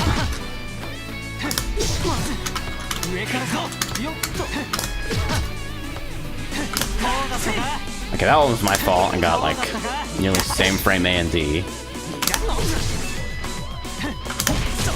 Okay, so does that mean I'm up backing too early? Ah, okay.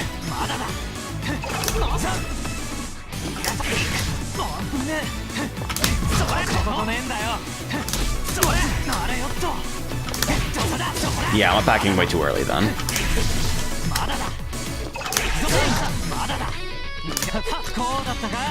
Okay, so I need you to give me some fucking space.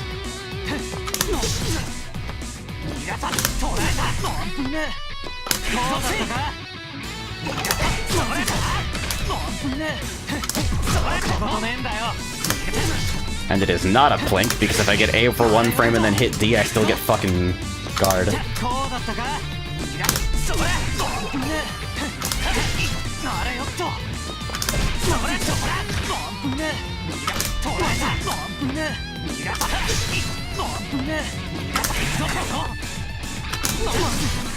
Okay, now I think I get the idea. Later.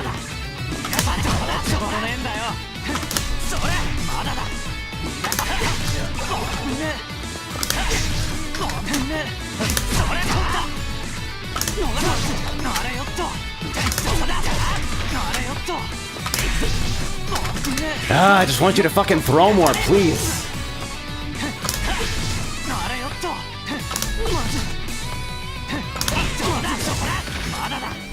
Please help me. School Bus says this is the worst part of the tutorial. Yeah, no shit. They set up like the worst possible situation for you to actually learn this. Okay, up back too early. God, I have to force myself to do it slowly because I'm trying to tech the throw.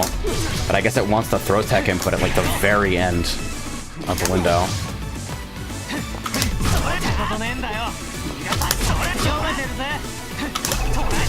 Okay, so I just gotta think the throw tech quicker then?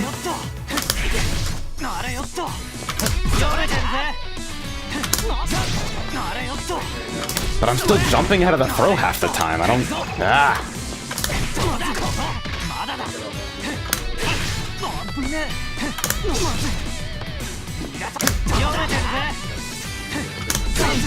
And then the delay C.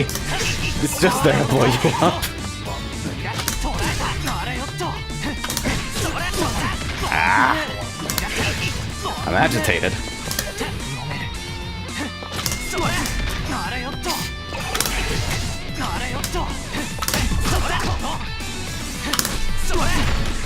And then it feels like if I wait for long enough to block the 2A, then there's no way I can be early enough to tech the throw, even though I've already done it, so I know it's possible, but it just feels super wrong.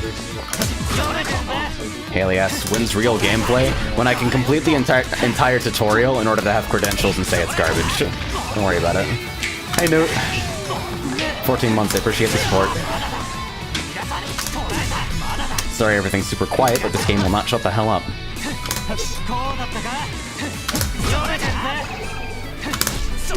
Yeah, it's just like I'm not getting the...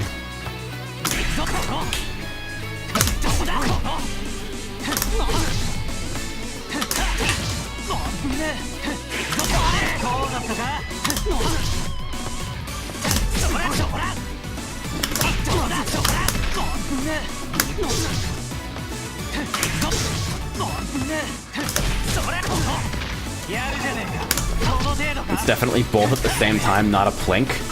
But if you do both at the same time, you get this 100% of the time.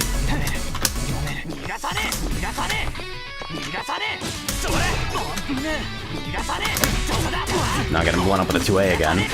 I just want to know that I know what this is actually supposed to feel like. I'm sure it'll click as soon as I like get it right a couple times in a row. Peace, Garnos. Appreciate you coming along.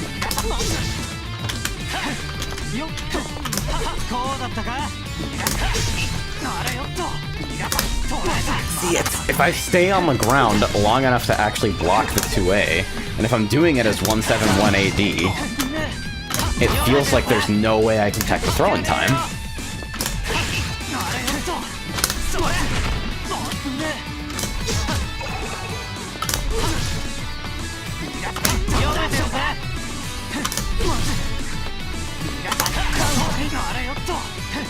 Also, I think I'm hitting my... What am I hitting there? What is mapped to fucking ABC? I think I'm brushing my force function macro. That doesn't help, I'm sure.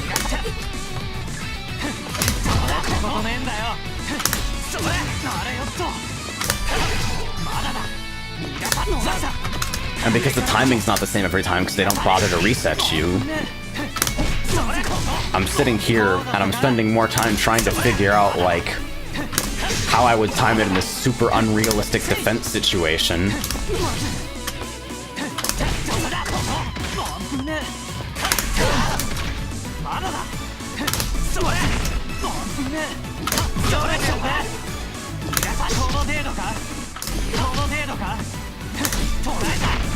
Suda says, see, because you never do it raw, you do it inside block stun. Exactly. And like there, the fucking buffer's doing the work for you. You can't do shit like jump back early and hit the fucking 2A with jump A. That's not how the defensive OS works at all, or in any situation where you'd use it.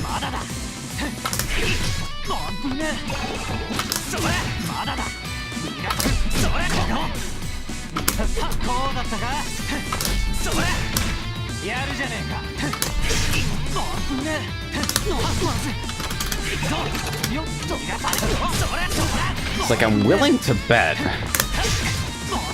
that I'd be able to fucking... Like, I'm willing to bet that I could actually use this in a match, it's just the tutorial structure being fucking broken for this particular thing.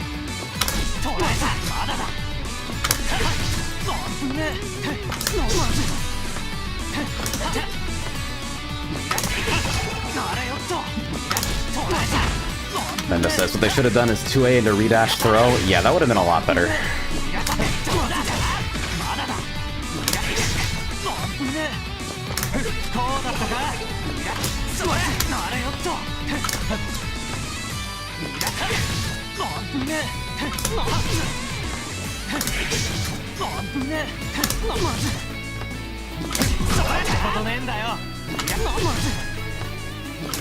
So it seems like the throw is so... Because it's literally run up 2A or run up throw. Ah, agitating. Give me one more, please.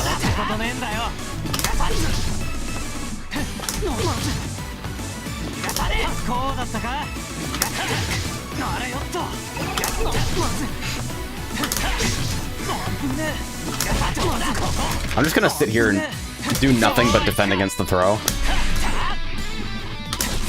There we go. I'm literally just gonna ignore the other options and get it to fucking recognize me trying to defend against the throw. There we go. I did it as wrong as possible, and that's how it decided to fucking work. I literally decided to start doing it wrong and got 2 attempts out of 3 instantly after doing nothing.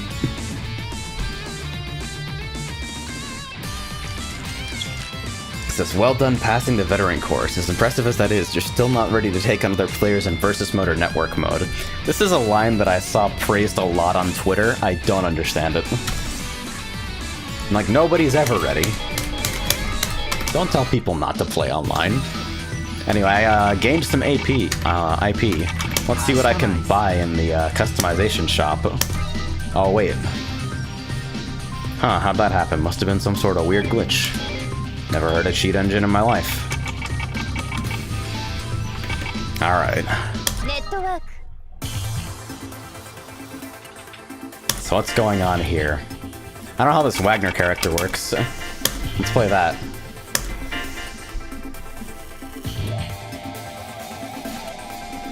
I bet this is gonna work perfectly.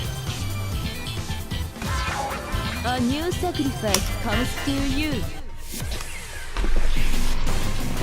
So what I know about Wagner combo theory is that everything ends with 22C into buff, everything starts with 22C into whatever you want, and I don't know, you hit 214C at full screen and do run up ADP a lot.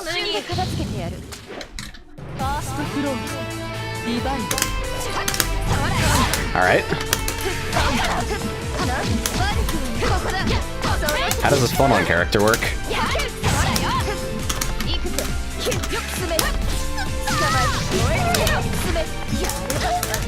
Alright. That was the worst time 2A of all time. Oh yeah, you hit that weird jump 2C thing.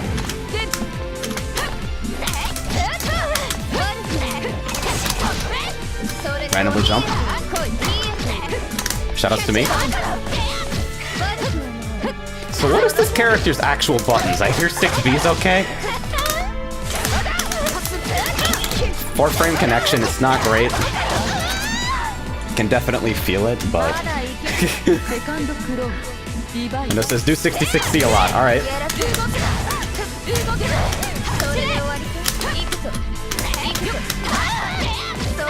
Yeah, this is not my favorite connection.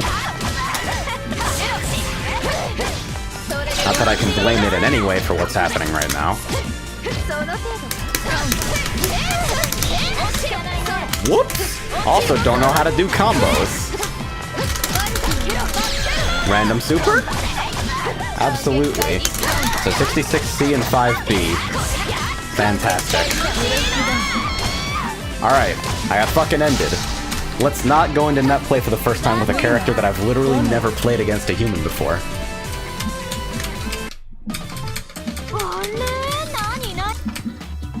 Save the replay data in all caps. Nice localization.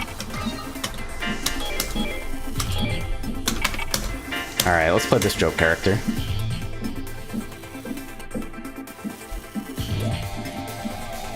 I sort of understand this character.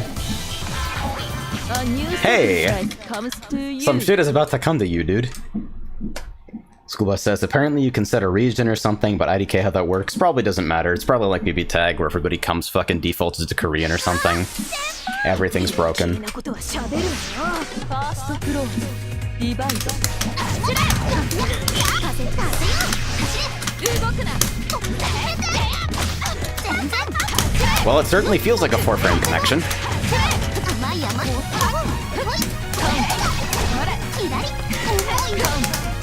Okay, so that's... We're doing EXE late combos, let's go! Bad Assault. Alright, I'll let him have grip for free. Hold on buttons are kind of scary.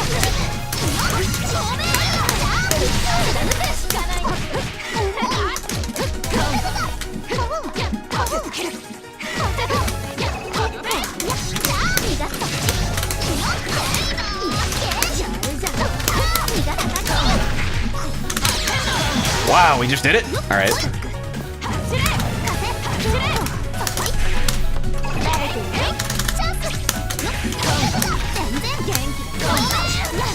Why did you hit anything there?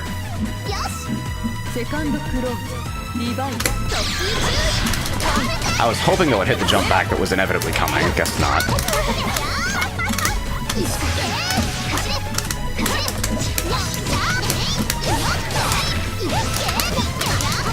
Super invalid.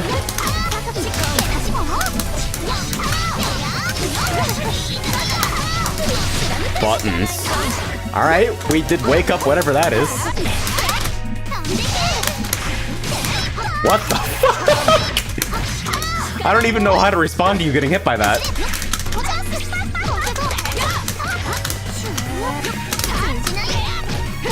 Really, really want a 214C there. I really want that to catch jump back, but it's really not. Oh yeah, don't I have a fucking directable fireball now or something? Holy shit. Alright, so that certainly is a 5-frame connection that I'm experiencing. It's very bad. I mean, like, it's about as bad as 5 frames should be. Can't really fault it for that. I just wonder how far away that person is and what their ping is. A new sacrifice comes to you. Fine, I'll run it back just to get 2 out of 3. Just so you know that net play ain't shit. Fenda says, I just look at lobbies, honestly. On day 1, not a chance. Every lobby's gonna have 20 people in it. Yes! Get the musical power up, let's go. Easy game.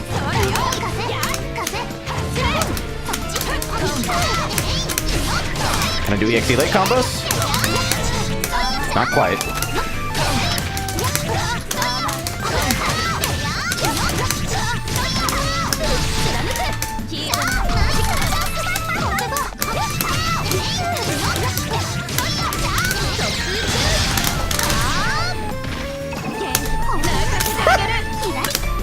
Yo! Oh no!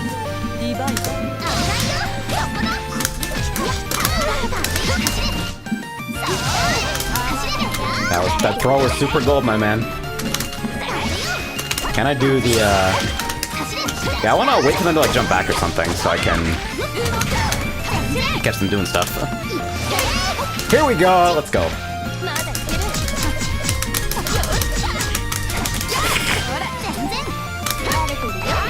That's a fucking huge jump B, I think, maybe? Not your turn.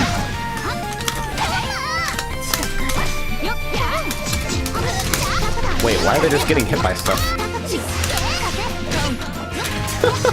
Wait!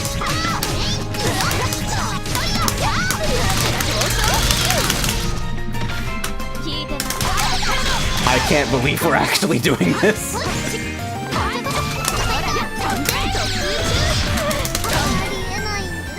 Aww. What? No. No. No! Oh no, it's net play! It's net play, how unfortunate!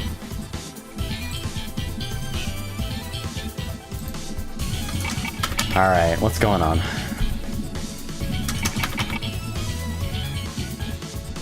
Alright, so where's my connection indicators? We have 3 bars. It really should not take this long to ping a lobby, right? Oh, that's neat. So you can set a limit on consecutive play so that no matter what happens, winners don't get a whole bunch of hot time. It's kind of cute, actually. Rematch limit. Rounds for best of 5. What kind of fucking lobby are you running? The room is full. That's interesting. It was 2 out of 3. Does this fucking game have all play lobbies yet? I don't know. Okay, let's try this. Let's do the thing that you should never do. And make a lobby. Room direction, all-out battle, casual battle, practice. Oh, okay. I was hoping that winner rotation style, winner stays, loser stays, don't change, both change. Alright. Speed restrictions, network restrictions. That's interesting way to label that. God, this localization is so good. Alright, auto pass.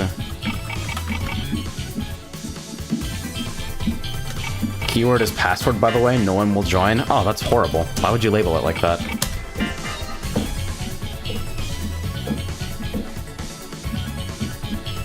Alright, so what's going on here?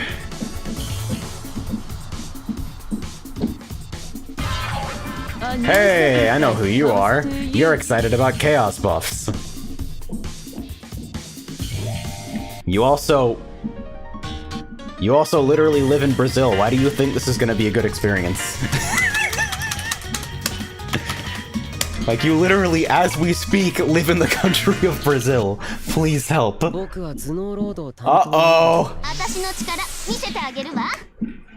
Oh no! Why did you do this? What the fuck? Saki, you're making me play 7-frame chaos! I can't even move.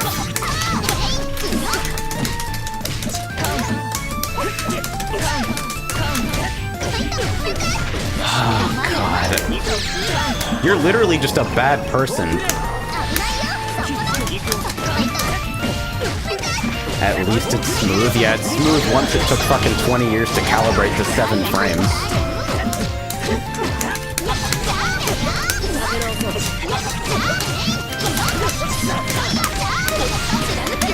Like, I literally can't even react to which side I'm ending up on.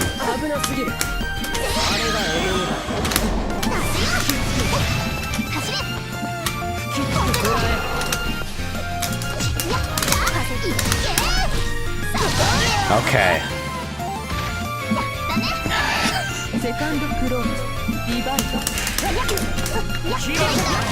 Why? I literally don't even understand why you would join this lobby. I'm so mad. Netplay Chaos got buffed, guys. Oh, that's cute.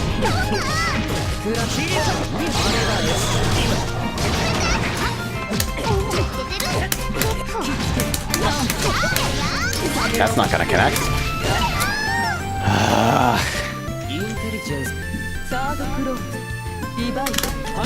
Guess I should have put a fucking network restriction. I wonder how many bars it considers 7 frames.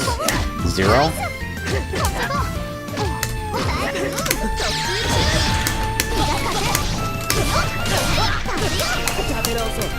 No, that's not happening.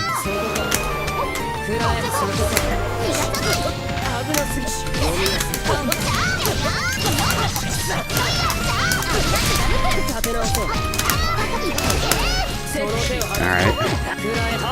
You know that at least.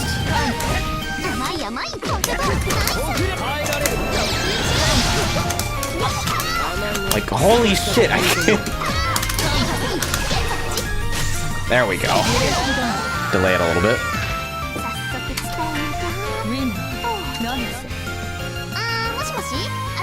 That was horrible. What did you think would happen?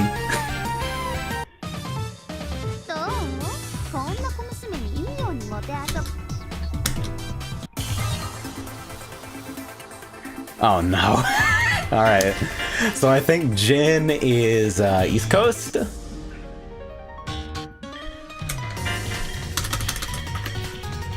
That's cute. I dig it. What is this, a joke Carmine character?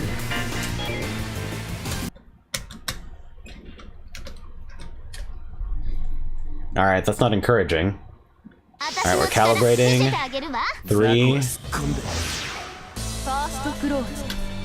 4. Oh man. Not great luck. Uh-oh. It's getting worse.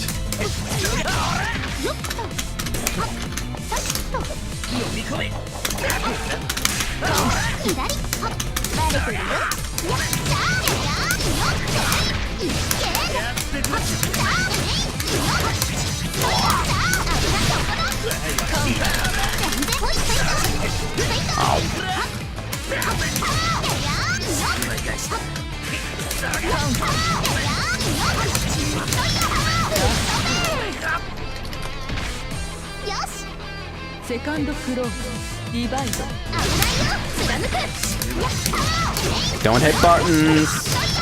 I don't know how to do fucking ST combos. Alright, I avoided most of the rough stuff for that. I'm just gonna hit 5B a bunch, because it's an okay button. Oh no.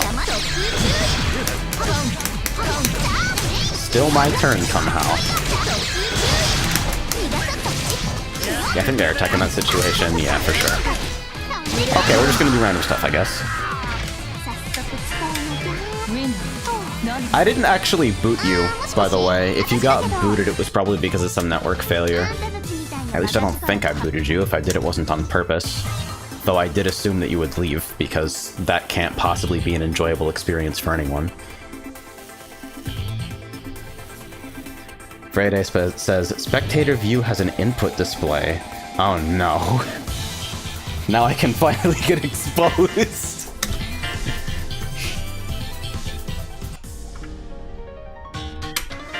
Alright, so Fenda's about to pick this fucking Wagner character on me and then boot me out of my own room. I'm just trying to test netcode. Alright, I remember getting like 3 frames to Fendo or something? We'll see. I want to get at least one match with Frey, because Frey is like literally a state away. Alright, calibration was fast. Are we 3 frames? Jump A!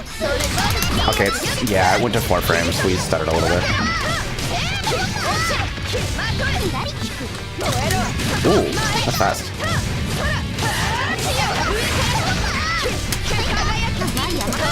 By the way, Fendo wins money in this game.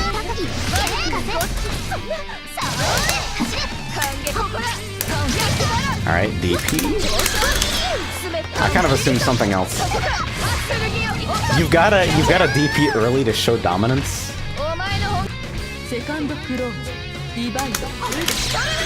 You fucking ape, that's plus? I did 2B and got fucking hit?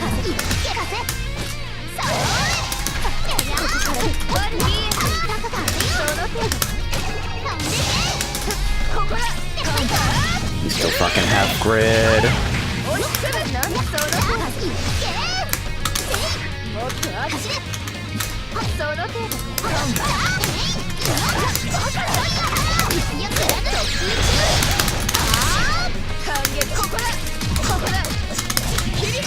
Oh shit.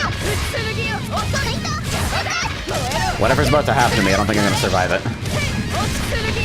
Optimized? Oh, you had charge, shit. Alright. I should have challenged after the pillar. I'm surprised I got away with it.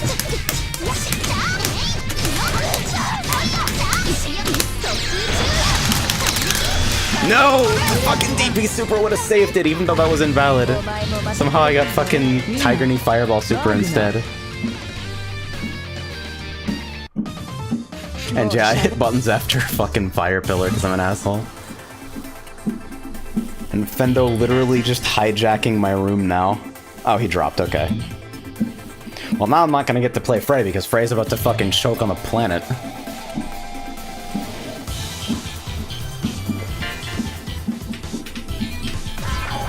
A new sacrifice comes to Oh, what are we you. doing?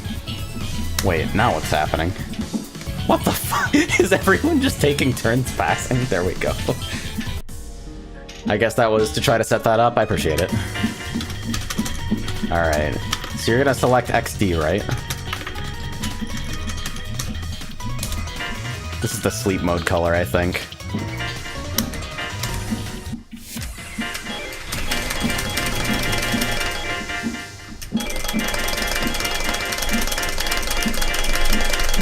You wish you could mash this hard.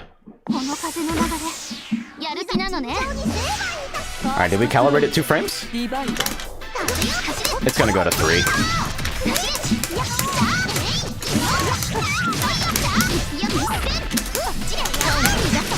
Yeah, let's go to 3. From what I understand, he's not in his home connection right now, though.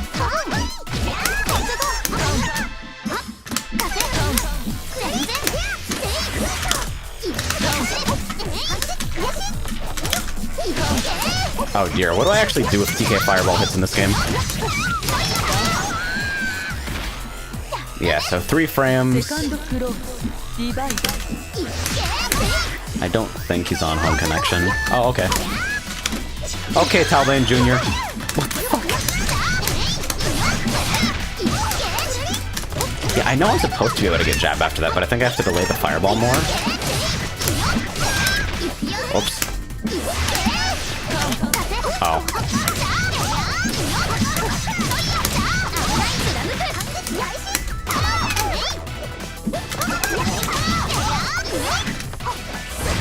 Oh, that hits somewhere.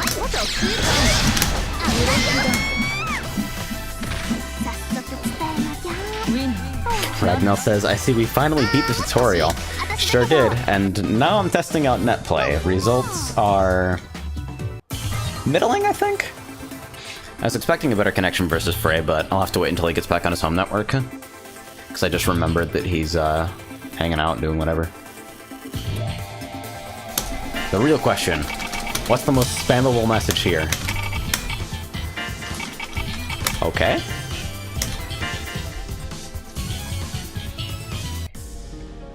Man, what if we got a Unist caster? I'm gonna make all you guys sad. Unist caster. It won't exist, but now you know how badly you want it. I think this is the sleep mode color, I forget actually.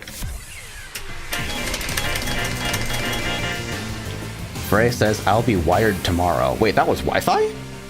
3 frames is pretty good for Wi-Fi. Jin says, just as a reminder, AJ, I'm in New York and IRC, we get 80 ping to each other on average. So yeah, 4 frames makes sense there. Alright. And Hidu player, I don't know what this character does.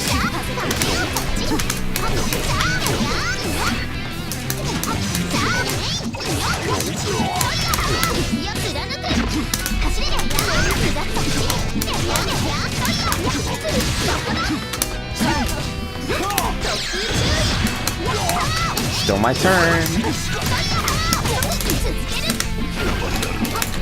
I was wondering if that would work.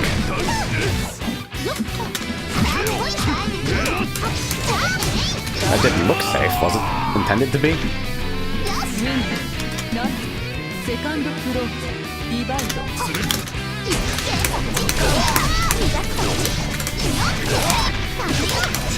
Ah, I can't get that. Oh shit, nice drop.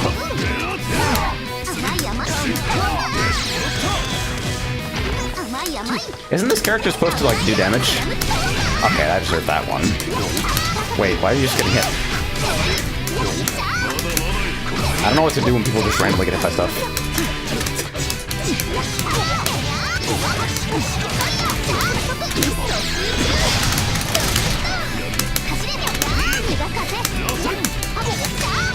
Should have been a fatal starter.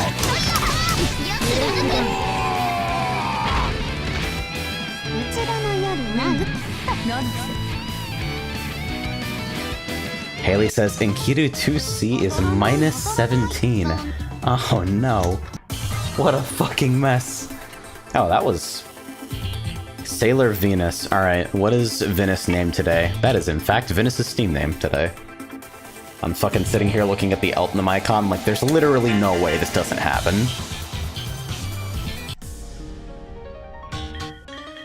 Huh. I dropped some frames a couple seconds ago. Connection indicator kind of fluctuating between yellow and orange. Hopefully things stay stable.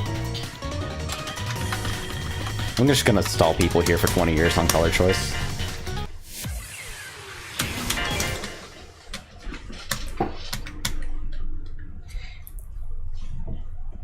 Alright, so... Fendo's potato loading the cherry blossom stage. If it stays locked at 3 frames, it'll be nice. Nah.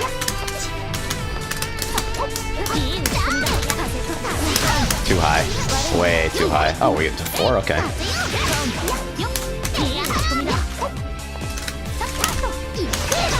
Hey, look, it's Kuga. It's literally better than my projectile.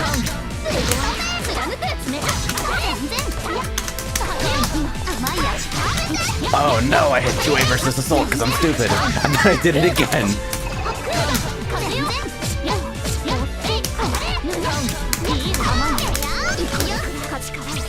I think I should be doing the super delay, like, a follow-up shit for that. Whoops. Oh no. Now everything is going wrong. That hits fucking everywhere. I didn't know what to do.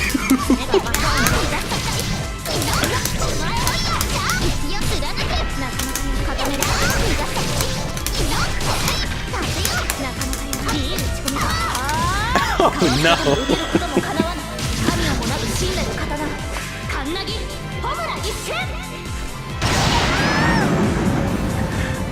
God, this game's so good.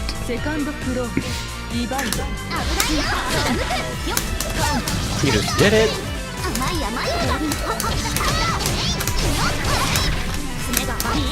I don't know how to get that fucking good stuff. Ah. Made him block again, but then got hit with a dive kick.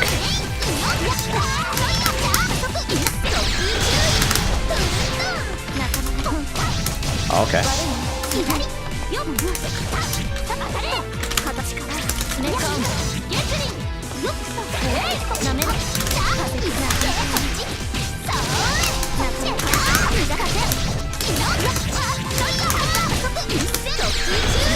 Oh no. Fuck! Something hit him, please. Uh-oh, now I'm dead. You are still actionable?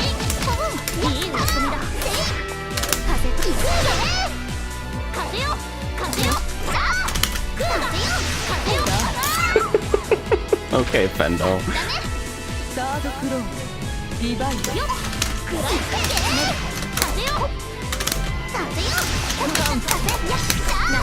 I think I have to do like fucking 5C jump cancel there or something. I'm going to like 2B. Why?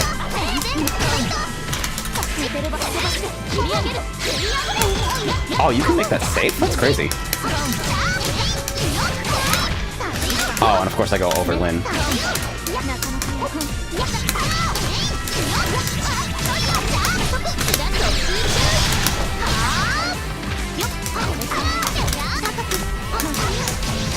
Getting blown up with that counter though.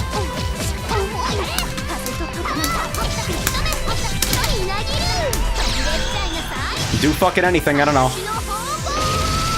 Even like a 2C there would have killed probably.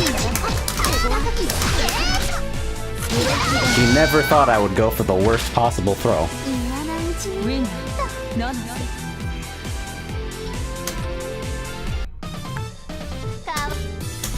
I appreciate you playing your fucking... Fendo is out here picking random because he doesn't want to shit on the lobby with Wagner. I respect you, I understand.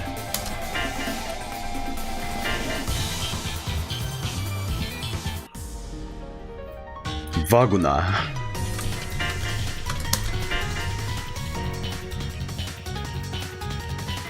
Demon says, AJ, what if Fendo randoms into Wagner? Well, I didn't say literally random. Alright, so we got some dropped frames here. I apologize for that. Connection is sometimes spotty around here. So we calibrate to, looks like probably 4? Maybe 5? Alright. Uh-oh. That's not very good. Alright. Delayed wake up. Wait.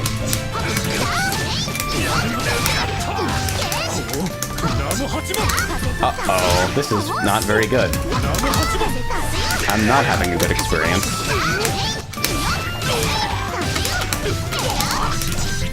Hey, at least this fucking slow motion means I can sort of hit stuff.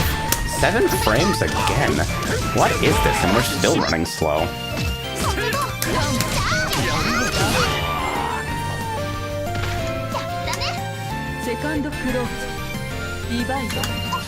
I wonder if it'll calibrate us any lower. Uh-oh.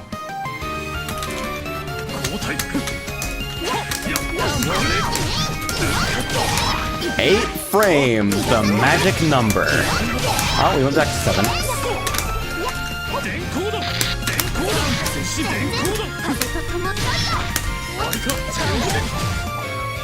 Holy shit, it's still terrible, by the way. In case that wasn't extremely obvious, it is still super bad.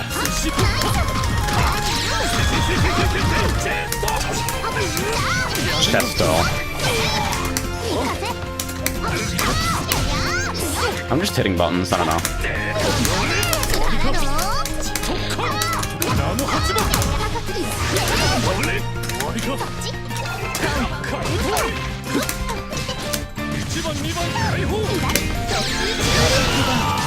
Holy shit, we went all the way up to... It bounced to 10 for just a second right there. For just a moment, it was a 10-frame connection. This game should literally not let you connect to the game if you're using a wireless card. Like, it should just kick you off if you're not on Ethernet, straight up. You shouldn't be able to play.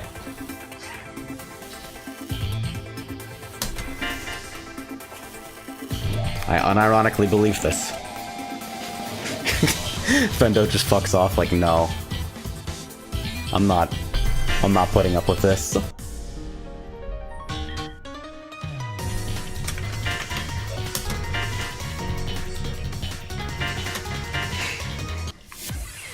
So Frey doesn't really play fighting games outside of the time that he, in his literal first time with Virtua Fighter 5, took my money and then took a random's money who sat down at the other side of the cab. Unrelated, I'm not very interested in Virtua Fighter.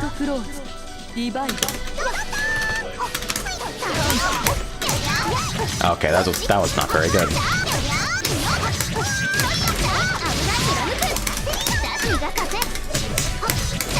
Alright, he blocked for a while.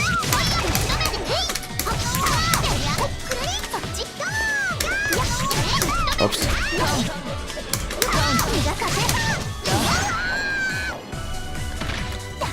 Oh no. I'm gonna do it. I tried to do it, but then didn't do it. It's still my turn. I'm sorry.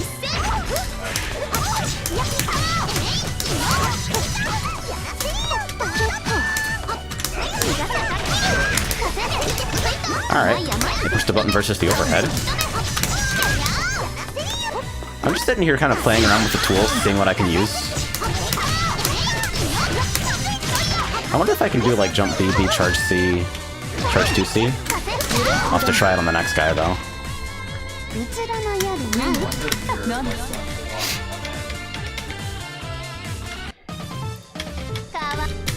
Honestly, a stable 3-frame connection on wireless is better than I expected though. Alright, here's Ragnell. Hilda player of legend. By the way, I literally still don't know how to block pin. Oh, you're testing out the new chaos buffs as well. School bus says I'm gonna fuck off now since I got work in the morning. Alright, dude, sleep well. Nice fucking Hilda card. You garbage bag. Alright, looks like we'll probably calibrate it like 5? That's unusual. Maybe even higher, this doesn't feel quite stable yet. That was dumb. I gotta, like, not go into 5C at that range. I've just gotta, like, actually autopilot into the right thing.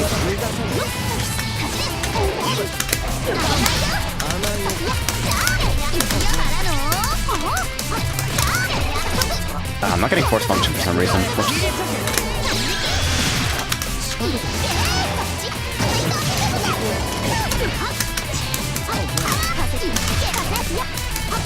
Alright, so he wants to jump out of that situation. So I want to make it scary for him to do that. So that means I gotta follow him. Aw, I didn't realize I wasn't gonna fucking pose a threat to me yet.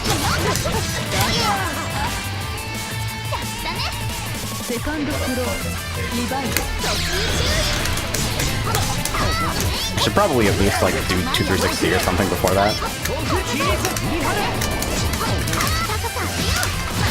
Oops, I wanted 3C and got a DP. Thank God he didn't punish, alright. Okay, no dog. AZHL, how do you even pronounce that? Whoops. I'm getting hit by stuff.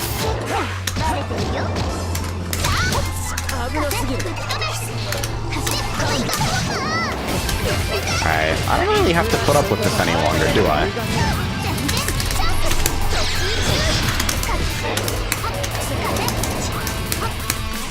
Ah, get this thing out of here. Get it out of my face.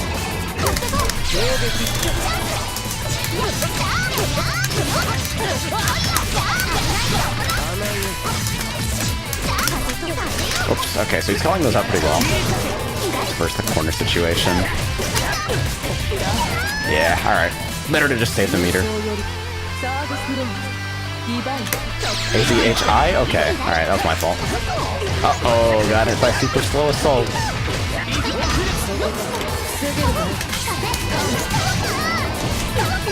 Everything this fucking character does looks the same, I don't understand it.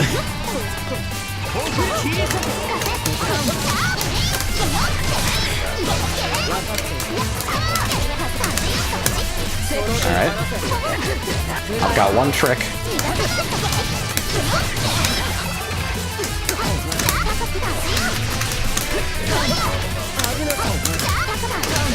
Okay.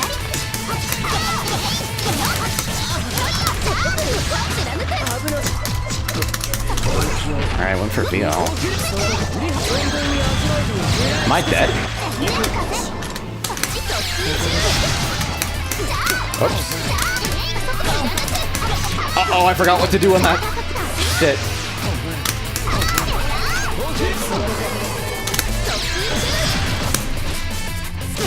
I am the most fraudulent human on the entire planet.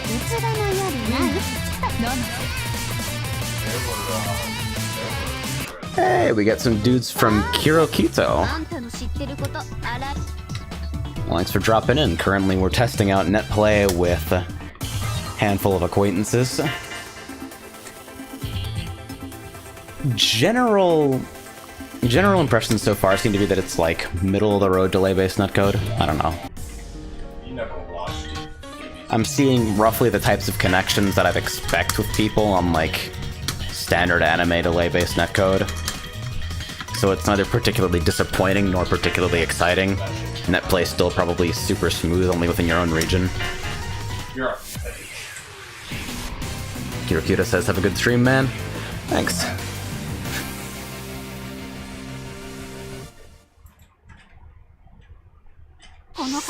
Alright. This Enkidu character again. Probably gonna calibrate to 5 or 6. I've gotta stop going to 5C on that. Whoops, not all, also not right.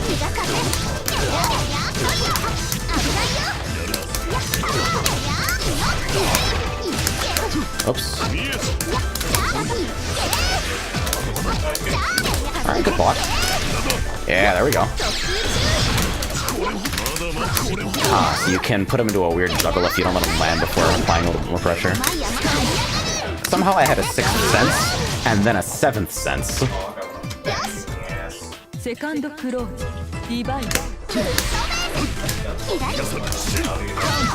Oh, jeez. So actually doing stuff when buttons connect seems to be pretty difficult for me.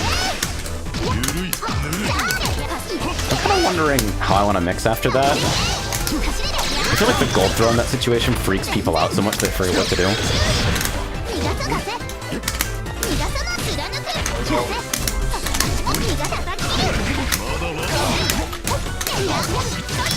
I literally don't understand why you get hit by that, so I'm never ready for it hitting. Oh, come on, that totally came out.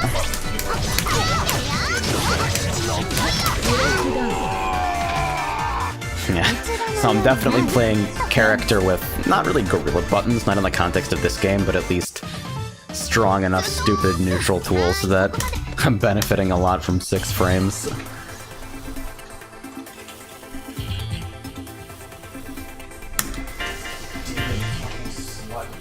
Alright, so Kaguro, looking forward to it. Same. How is it that I'm like 14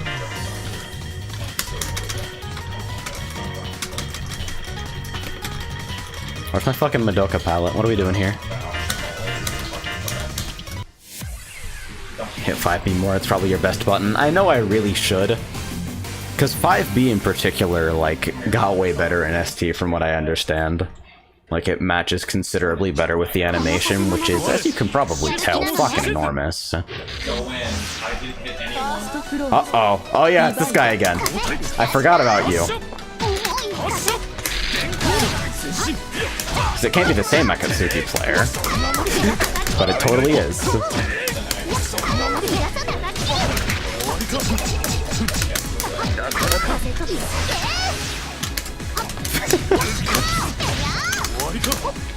Wait, this is a different guy? Oh no.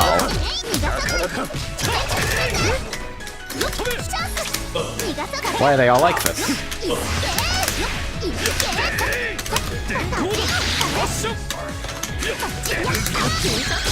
Okay, that wasn't really what I wanted, as you can probably tell, but...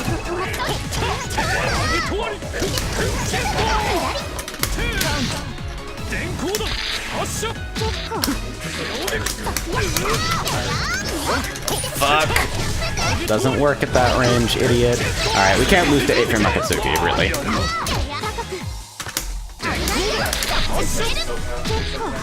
Just perfectly good waste of a chain shift.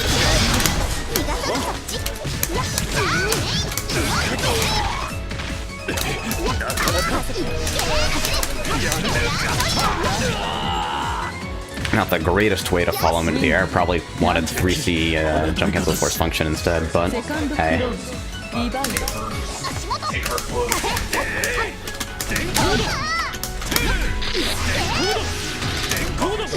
Whoops. We're totally out here just doing random stuff. That was like prophetic too. Okay, I'm really gonna manage to get people for jumping back after force function B fireball. It's my big threat after this. I don't feel like 3C has enough time.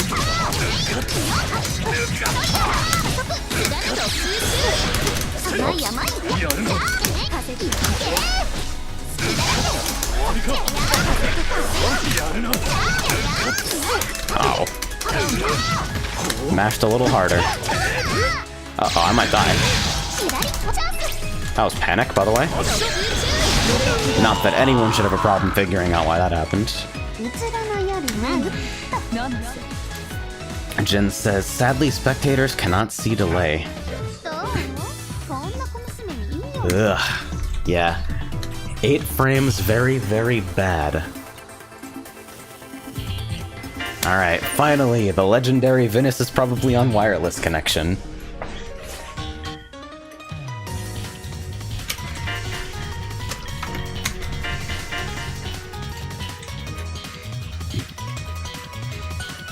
Jin says, Uni has some pretty good default palettes, to be honest. It really does. The palette design in this game is pretty on point.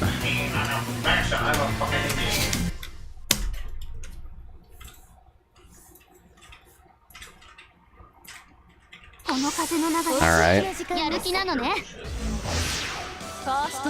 So we're gonna calibrate at like 5, probably? I wish there was actually a little bit more time to lock in calibration. Uh-oh, yeah, we're gonna go to 5, maybe even further. Oops. Can't block the overhead. Instead of trying to read it that time. Ooh, you knew. Okay. Whoops. Oh god. How does Zeltman character work again? What the fuck am I doing? Gunshot.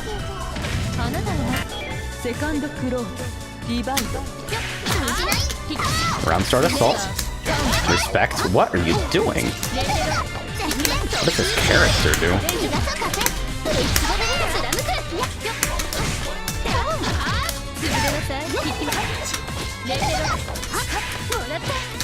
Oh, you have that? Okay.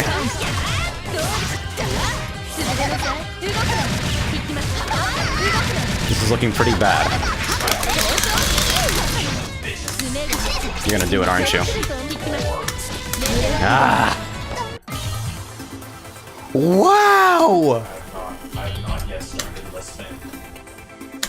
Okay!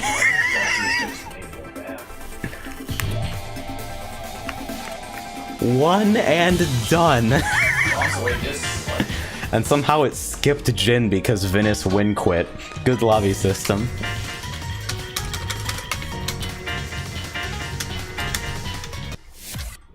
I got fucking ended. I think Outland's gotta be the only character any fighting I've ever played to have ranged clown shoes.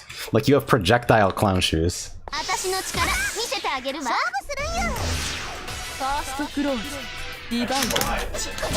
Oh, okay. Didn't get fireball. Oh, that goes over lows, huh? That's interesting, actually.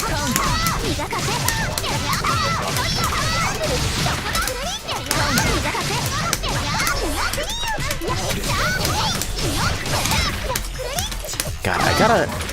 How do you do the fucking charge C, charge 2C fireball shit?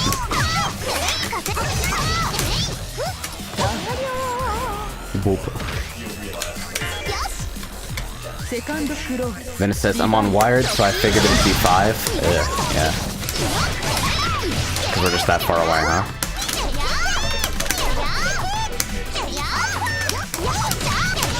Good exchange, by the way.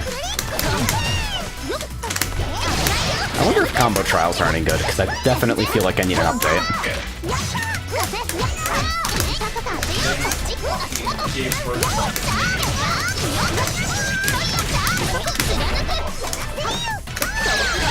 I just did it.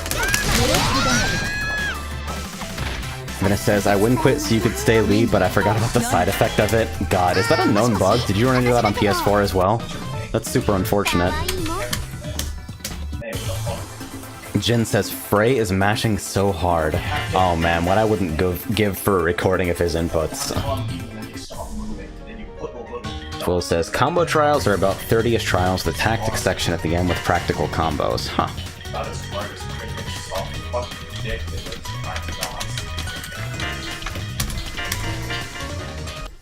They are community made, says Jin. Huh. It's interesting. Fucking monkey coming main point. It's kind of important for you. Mad at Overwatch.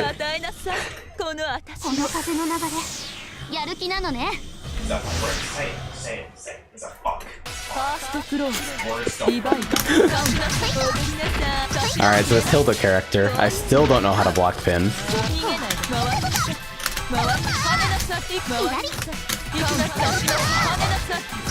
I'm sitting here, my understanding of the Hilda matchup basically goes something like this. Blocking is both the worst possible thing to do and the only thing you can do if you want to survive. Like, I don't know what any of that was. I just see unreal black things and that's it.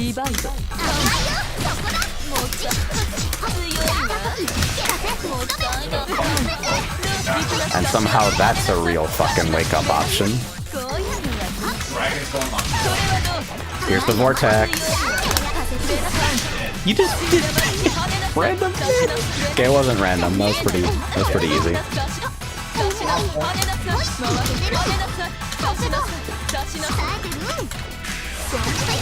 Thought I could reach the ground in time. Guess not.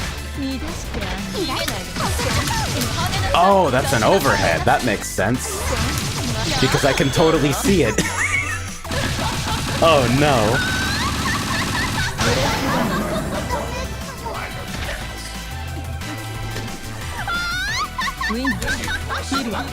God. I feel robbed. Not because any of that was too good, but because I looked at it and my brain just like, Hilda things are happening. Like, I can't even see individual attacks, it's just a fucking mess. With that said, good taste in palates. I drank alcohol. Frey says, AJ, you can't be out here losing to Ohoho. It's the only acceptable thing to lose to, Frey. You seem to misunderstand the situation.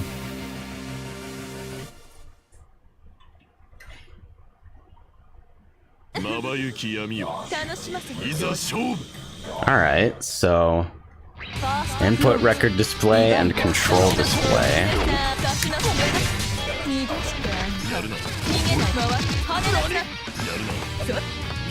So now I get to watch people mash, which is awesome. Oh! Alright, fuck her up. Wait, no, you have to do combos. Wait, why is jump back dive kick actually so good in that situation?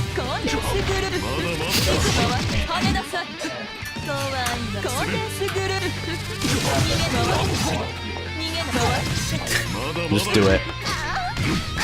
Alright, here we go. Wait, no, you have to dash in. You have to get in.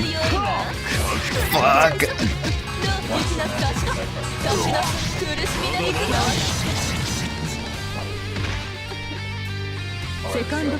I'm sad. Alright, let's go. Oh no! Okay, how do I blow up jump back dive kick? Because that shit tilts me off the face of the planet. I'm just sitting here like, do you just 5B it? That's probably what you do.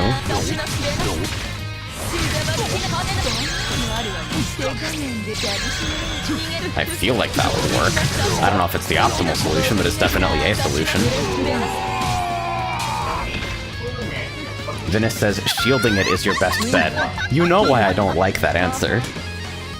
It's like, alright, so you're in an advantageous situation, so what you want to do is shield the thing they do. Wait, I have to shield when I'm at advantage? Yes!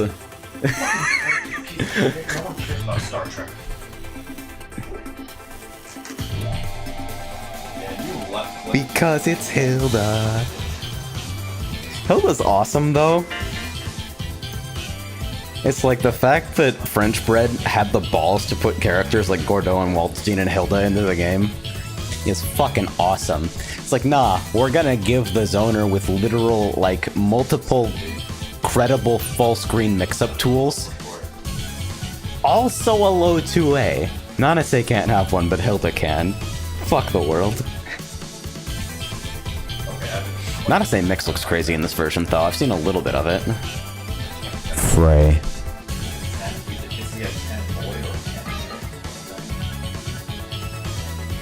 Are they gonna get auto-passed after a while here? Okay, so that's what the flash is. A new sacrifice comes to you. I appreciate how they use the fucking coin-in noise for that. Alright. So Mission Impossible here.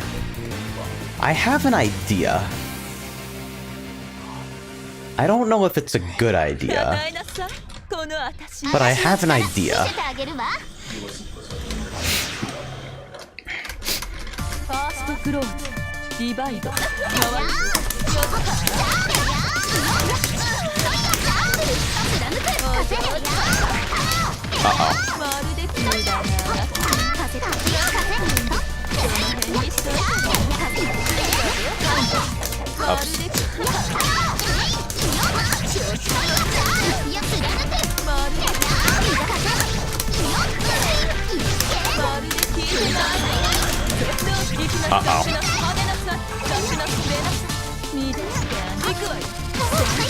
Wait, I was standing! Did I hit a button? Full screen low. Here we go. Whoops. No, I wanted fucking 236, not like this. Oh no. Okay, that was stupid. Let's not have another round like that.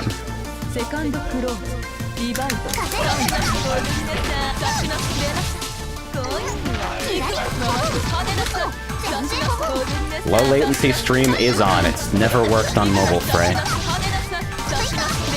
I feel like I told you that. Fucking hell.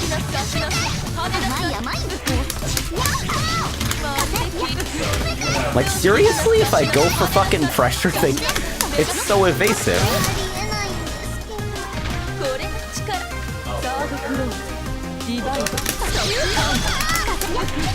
Like, what the fuck?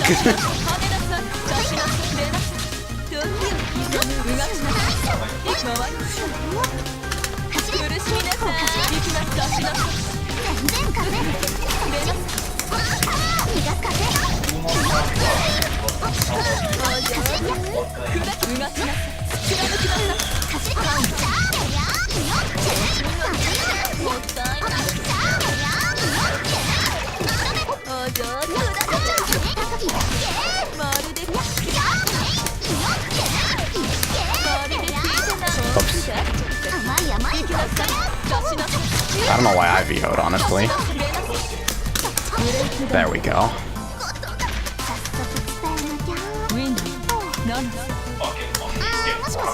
Haley says start it with 2A, 2C, 5A with 5B. It will catch jumps. Not if I can't get in fast enough for the 2A. That's always the situation. It's back tech into land dive kick. It's like I just gotta be a little more mindful of it, but damn, it feels like it hits fucking forever considering how evasive it also is. That's all. Ragnar Blue says, and that's the matchup. Yeah.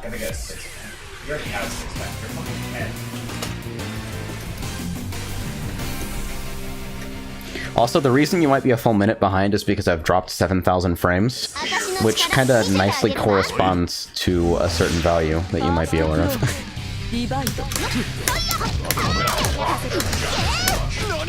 Nani?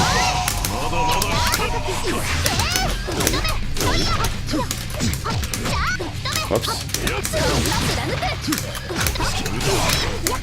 I'm so fucking bad. Oh, wait. Okay.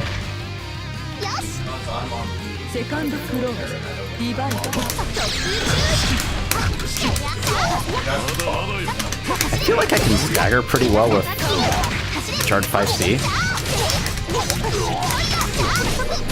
Where I should really be using it is OTG as like an ender, I think.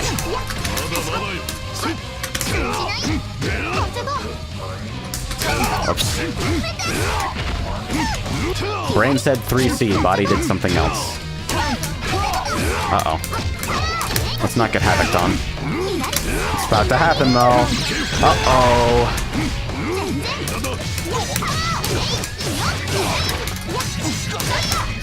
Oops. What the fuck was that? What am I doing?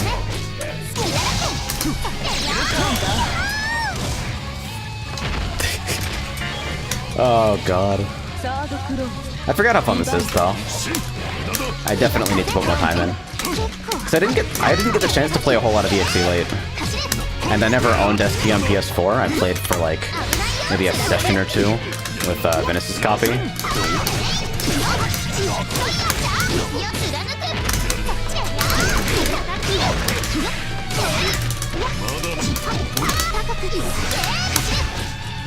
Alright, we got the gold throw.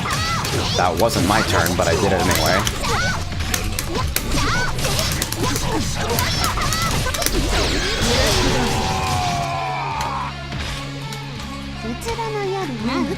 Yeah.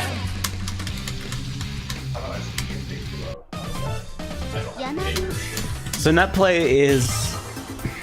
I think I've come to the conclusion net play is net play. Nimblum says debating PS4 or Steam for this. I'd say give it a couple days and see what kind of attention the Steam release gets after launch. I'm definitely not exactly doing super exhaustive testing here, but it seems like the Steam release is mostly solid besides the occasional alt-tab crashed, and I've alt-tabbed a couple times during the stream and it hasn't happened for me, so I'm kind of wondering what the conditions are. Haley says, netplay is netplay, but also you're streaming. You'd probably have 3 frames to gym without streaming. Streaming has never affected my netplay connections. We always have enough throughput. If the connection is dying, it's dying with or without streaming. Yeah, see, that's what I mean by fucking range clown shoes. Venice should never have been given this power.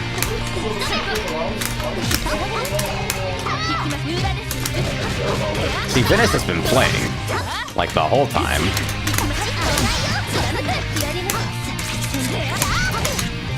I don't know. No.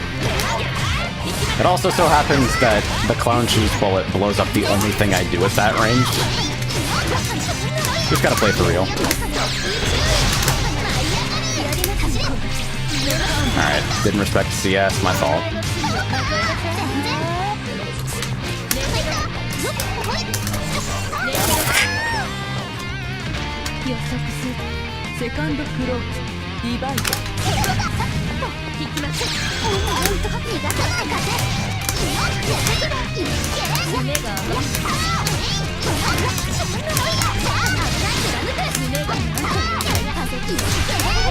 Yep. Just checking that you're awake. I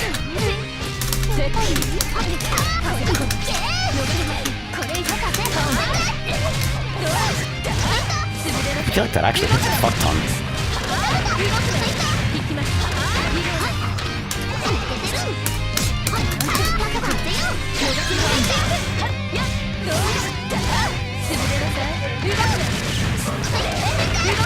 Yeah, this has gotten a lot better actually. Holy shit. Yeah, there we go. Mix. I still don't know what that's a move, but okay.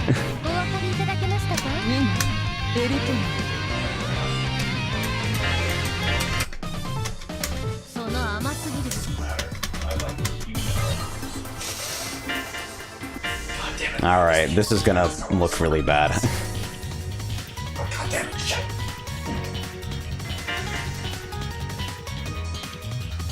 Twill says, I've alt-tabbed into the black screen for a few times, but fiddling with it made the game come back eventually. Yeah. Yeah, my connection seems to be kind of crapping out right now, so I think I'll probably go one more round to the lobby and then call it a night. I've been dropping frames pretty steadily ever since I made it out of the tutorial, which is pretty funny. Oh no. Alright, so let's see. I just want everybody to watch phrase inputs.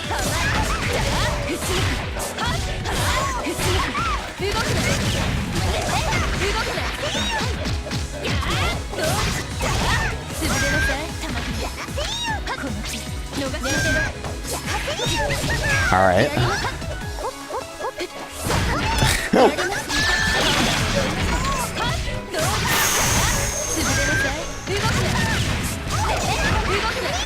Ragnall says, I'm just playing in windowed to avoid the black screen. Bad idea.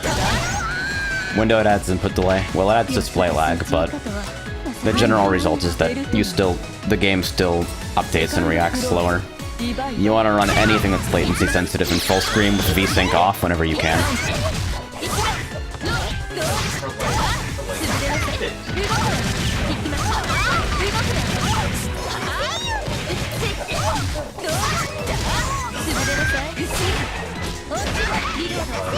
What are you hitting? What do you think it's gonna do?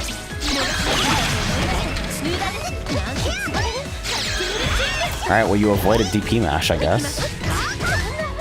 Please, smart steer. Please, at least smart steer. Oh no.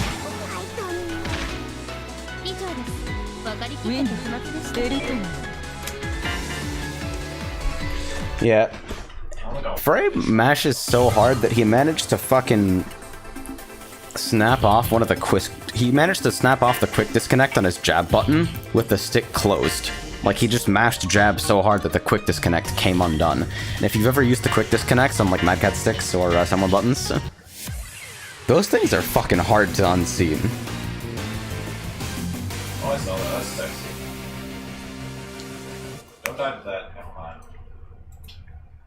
Anyway, Mika 僕は Bonk. 頭脳労働担当なんだけどね。ファーストクローズディバイド聞きます甘いね。危なすぎる。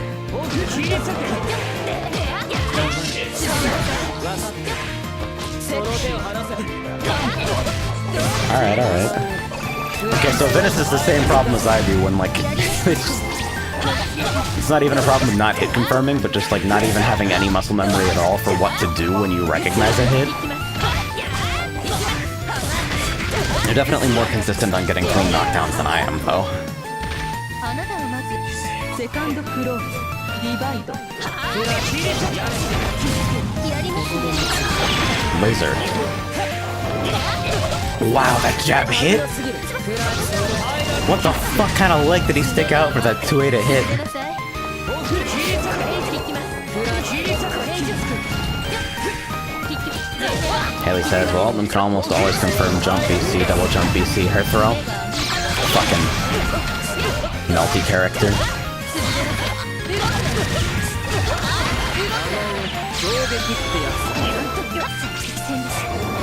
What the fuck was that?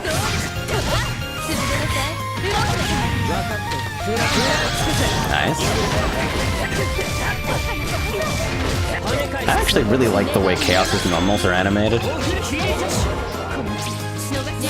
I think this game kind of has a problem with gigantic fucking nonsense obscuring the screen and not being quite distinct enough from itself. Think like probably Hilda, Chaos, and who else am I thinking of? There's a third character I'm thinking of, but for whatever reason, maybe it's latent alcohol's happening to me. I can't remember.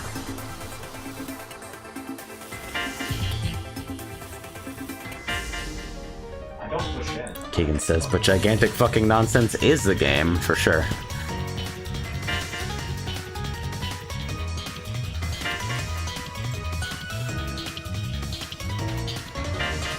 Basically, I sort of feel like every character with disjoint except like Cordeaux, all their moves look the fucking same. Like, if you ask me to tell any of Carmine's moves apart, I can't do it. I'm not super familiar with the game, I haven't played it for very long, but holy shit. Alright, let's go. Show me the objective cutest character in the game. The one that I should probably be playing, but honestly, now that Nanase has buffs, I'm probably not gonna fucking leave her.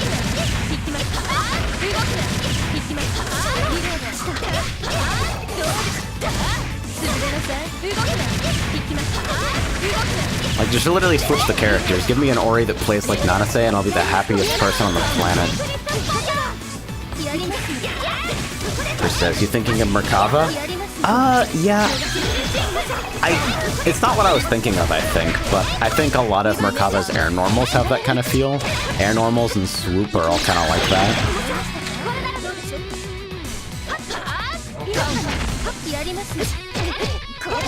Hey, net play!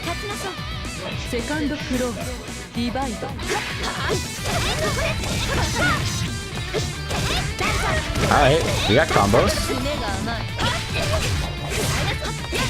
Going for the damage ender instead of 2C22B, or whatever.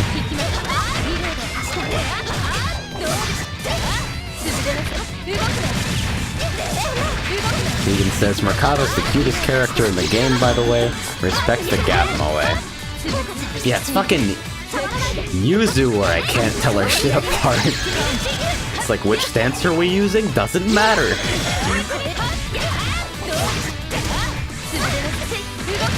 I've seen like exactly 2 humans play Yuzu ever though, so I feel like that's definitely unfamiliarity. Yeah, unfamiliarity to an extent. Anyway, I'm really excited to get some more games in on this.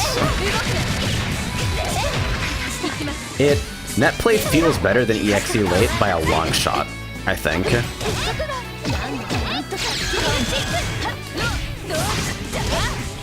Like, EXE late went from decent but unstable net play to just bad net play for me. Then again, I've been away for a while, so don't take that as gospel just yet.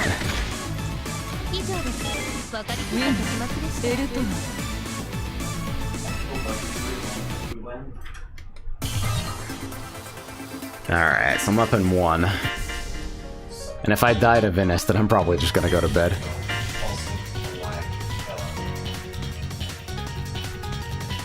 I gotta start sleeping better, dude. I feel like I've gotten only a couple hours in the last, like, couple of days.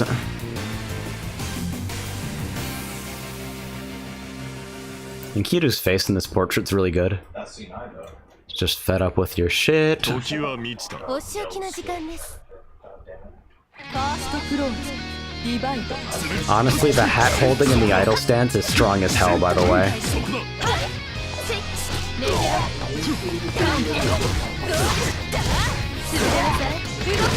Jin is dead free, by the way. Like, super dead. Oh? Oh, no.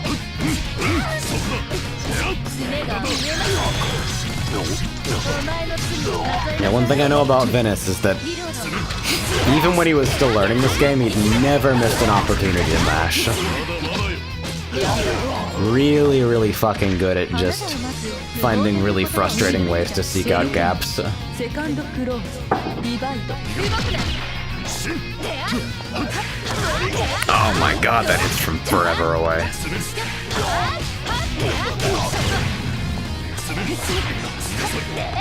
Not super robust confirms though. You probably should get knocked down from Assault Jump C, but whatever.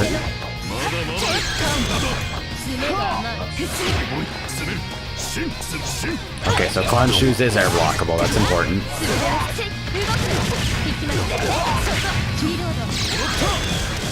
I just had the dumbest thought. I'm like, can I go over ranged Clown Shoes with like Force Function Jump 8C Fireball? Can I just get height? お分かりいただけましたかウィナーベルトナ Alright.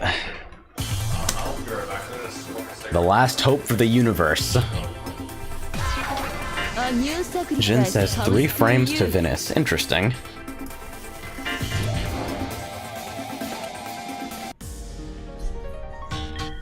Alright.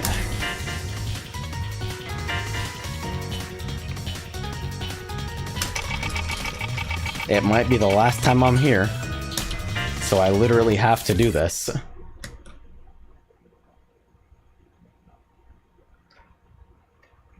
Kama asks, what's the room keyword? There is no keyword. At least there shouldn't be. 見せてあげましょう年季の違いをファーストクローズ Got a dash block. What the fuck? That recovers so fast. Really should be doing real human ender there. Bad. Now I'm fucking cornered because I don't know how to combo. Combination attacks.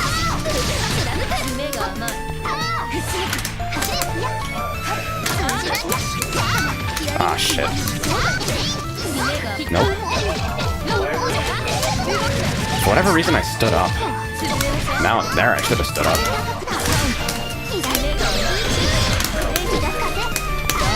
Nah. セカンドクローズディバイド Fuck.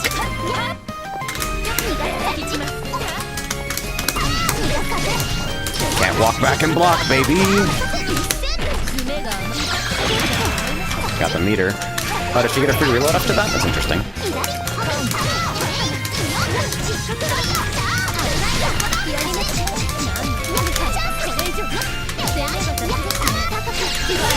Alright.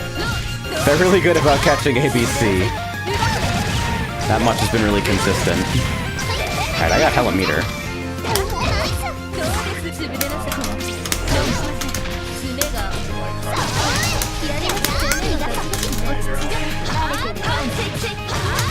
Alright, this could be bad.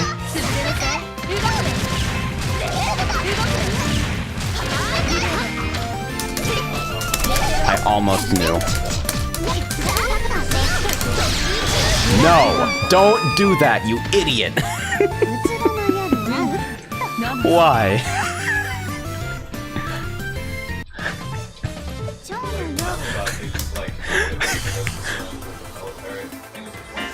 Fucking infinite worths on 2 AAA force function. Start smoking and you don't. Like, not just like What a legend. also because, yeah, he was bad. Am I still putting the Unist theme on the room? I'm old enough to make Venice says, go big or go home. Go home. この風の流れやる気なのねファーストクローズディバイド We got 2 frames. Will it stick? Nope.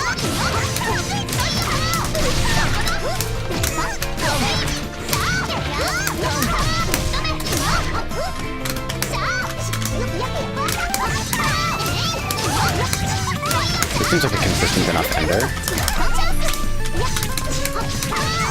Okay, that wasn't real. Yeah, I gotta vary セカンドクローズ vary my shit on block a little bit more.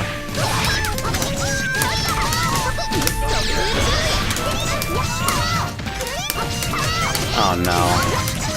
Pray, please.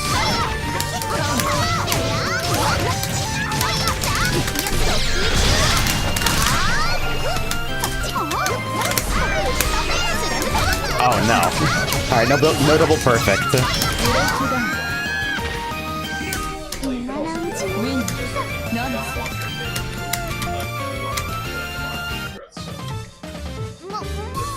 なかなかやり少しは認めてあげる Venice says, but if your 623C got caught in it, it would have been amazing. Yeah. Start something because you think it's too hard to deal with. Net play's gonna net play. Frey says, okay, I got 1 hit, I'm happy. Don't be. Aspire to greater things. This palette's cute. Alright, I'll stop subjecting everyone to an NSA theme. Alright. Fucking Seth player. I just keep remembering this Japanese guy I wrote on Evernote a while back about character selection that says something along the lines of Seth can do anything, making him a great character for anyone who wants to do anything. Oh, okay. Just ready for 5 frame Seth.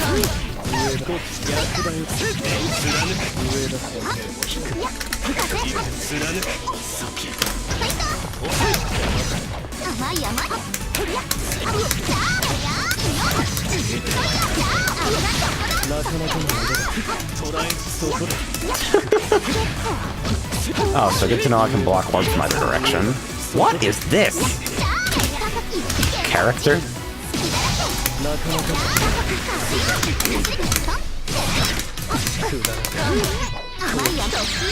I can't believe I did that, and I can't believe it worked. セカンドクローズディバイド I went for raw 214B.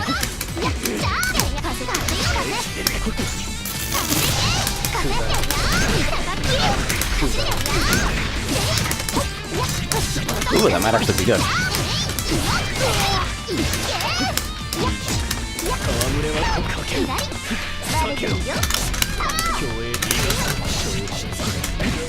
Oops, didn't attack.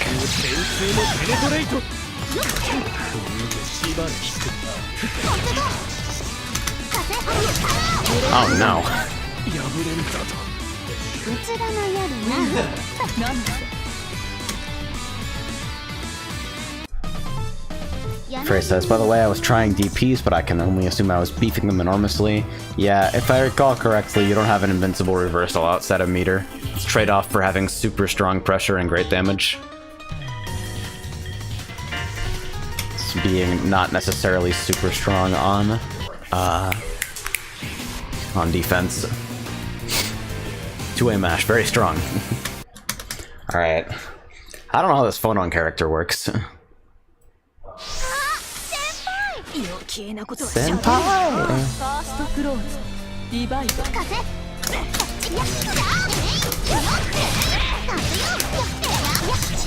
Almost.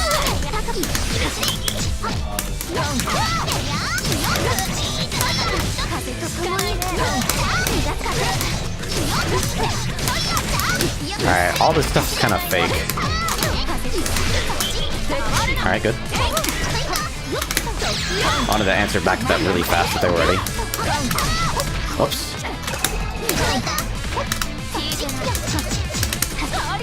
Yeah, there we go. To A throw. セカンドクローズリバイド I expected to jump back and just wanted to run up DP.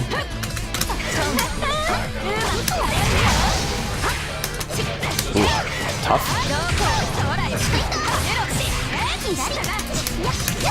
No, you can't be doing that. Why does that work on people so often? It feels like layer 1 mix-up stuff.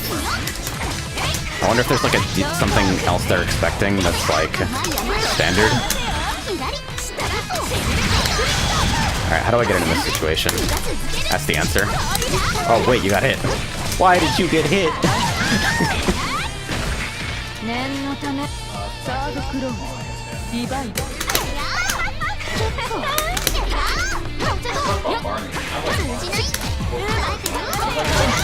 Okay.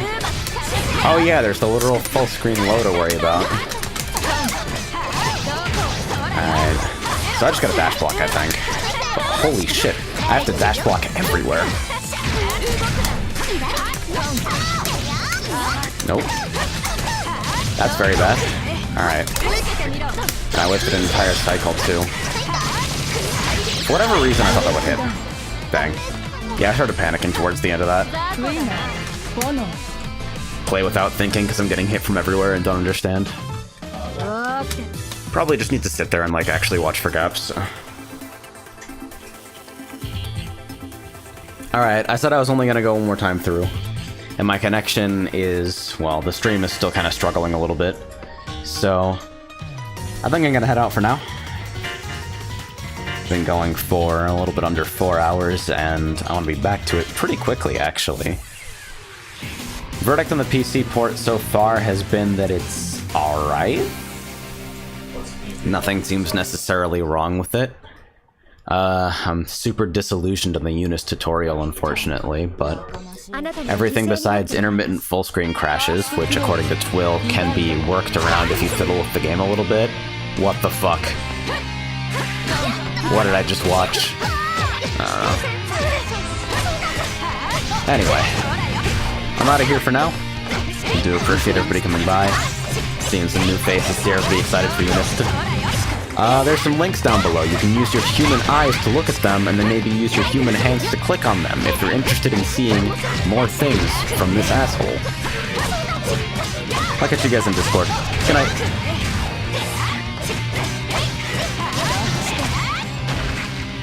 まだいけるんでしょセカンドクローズリバイド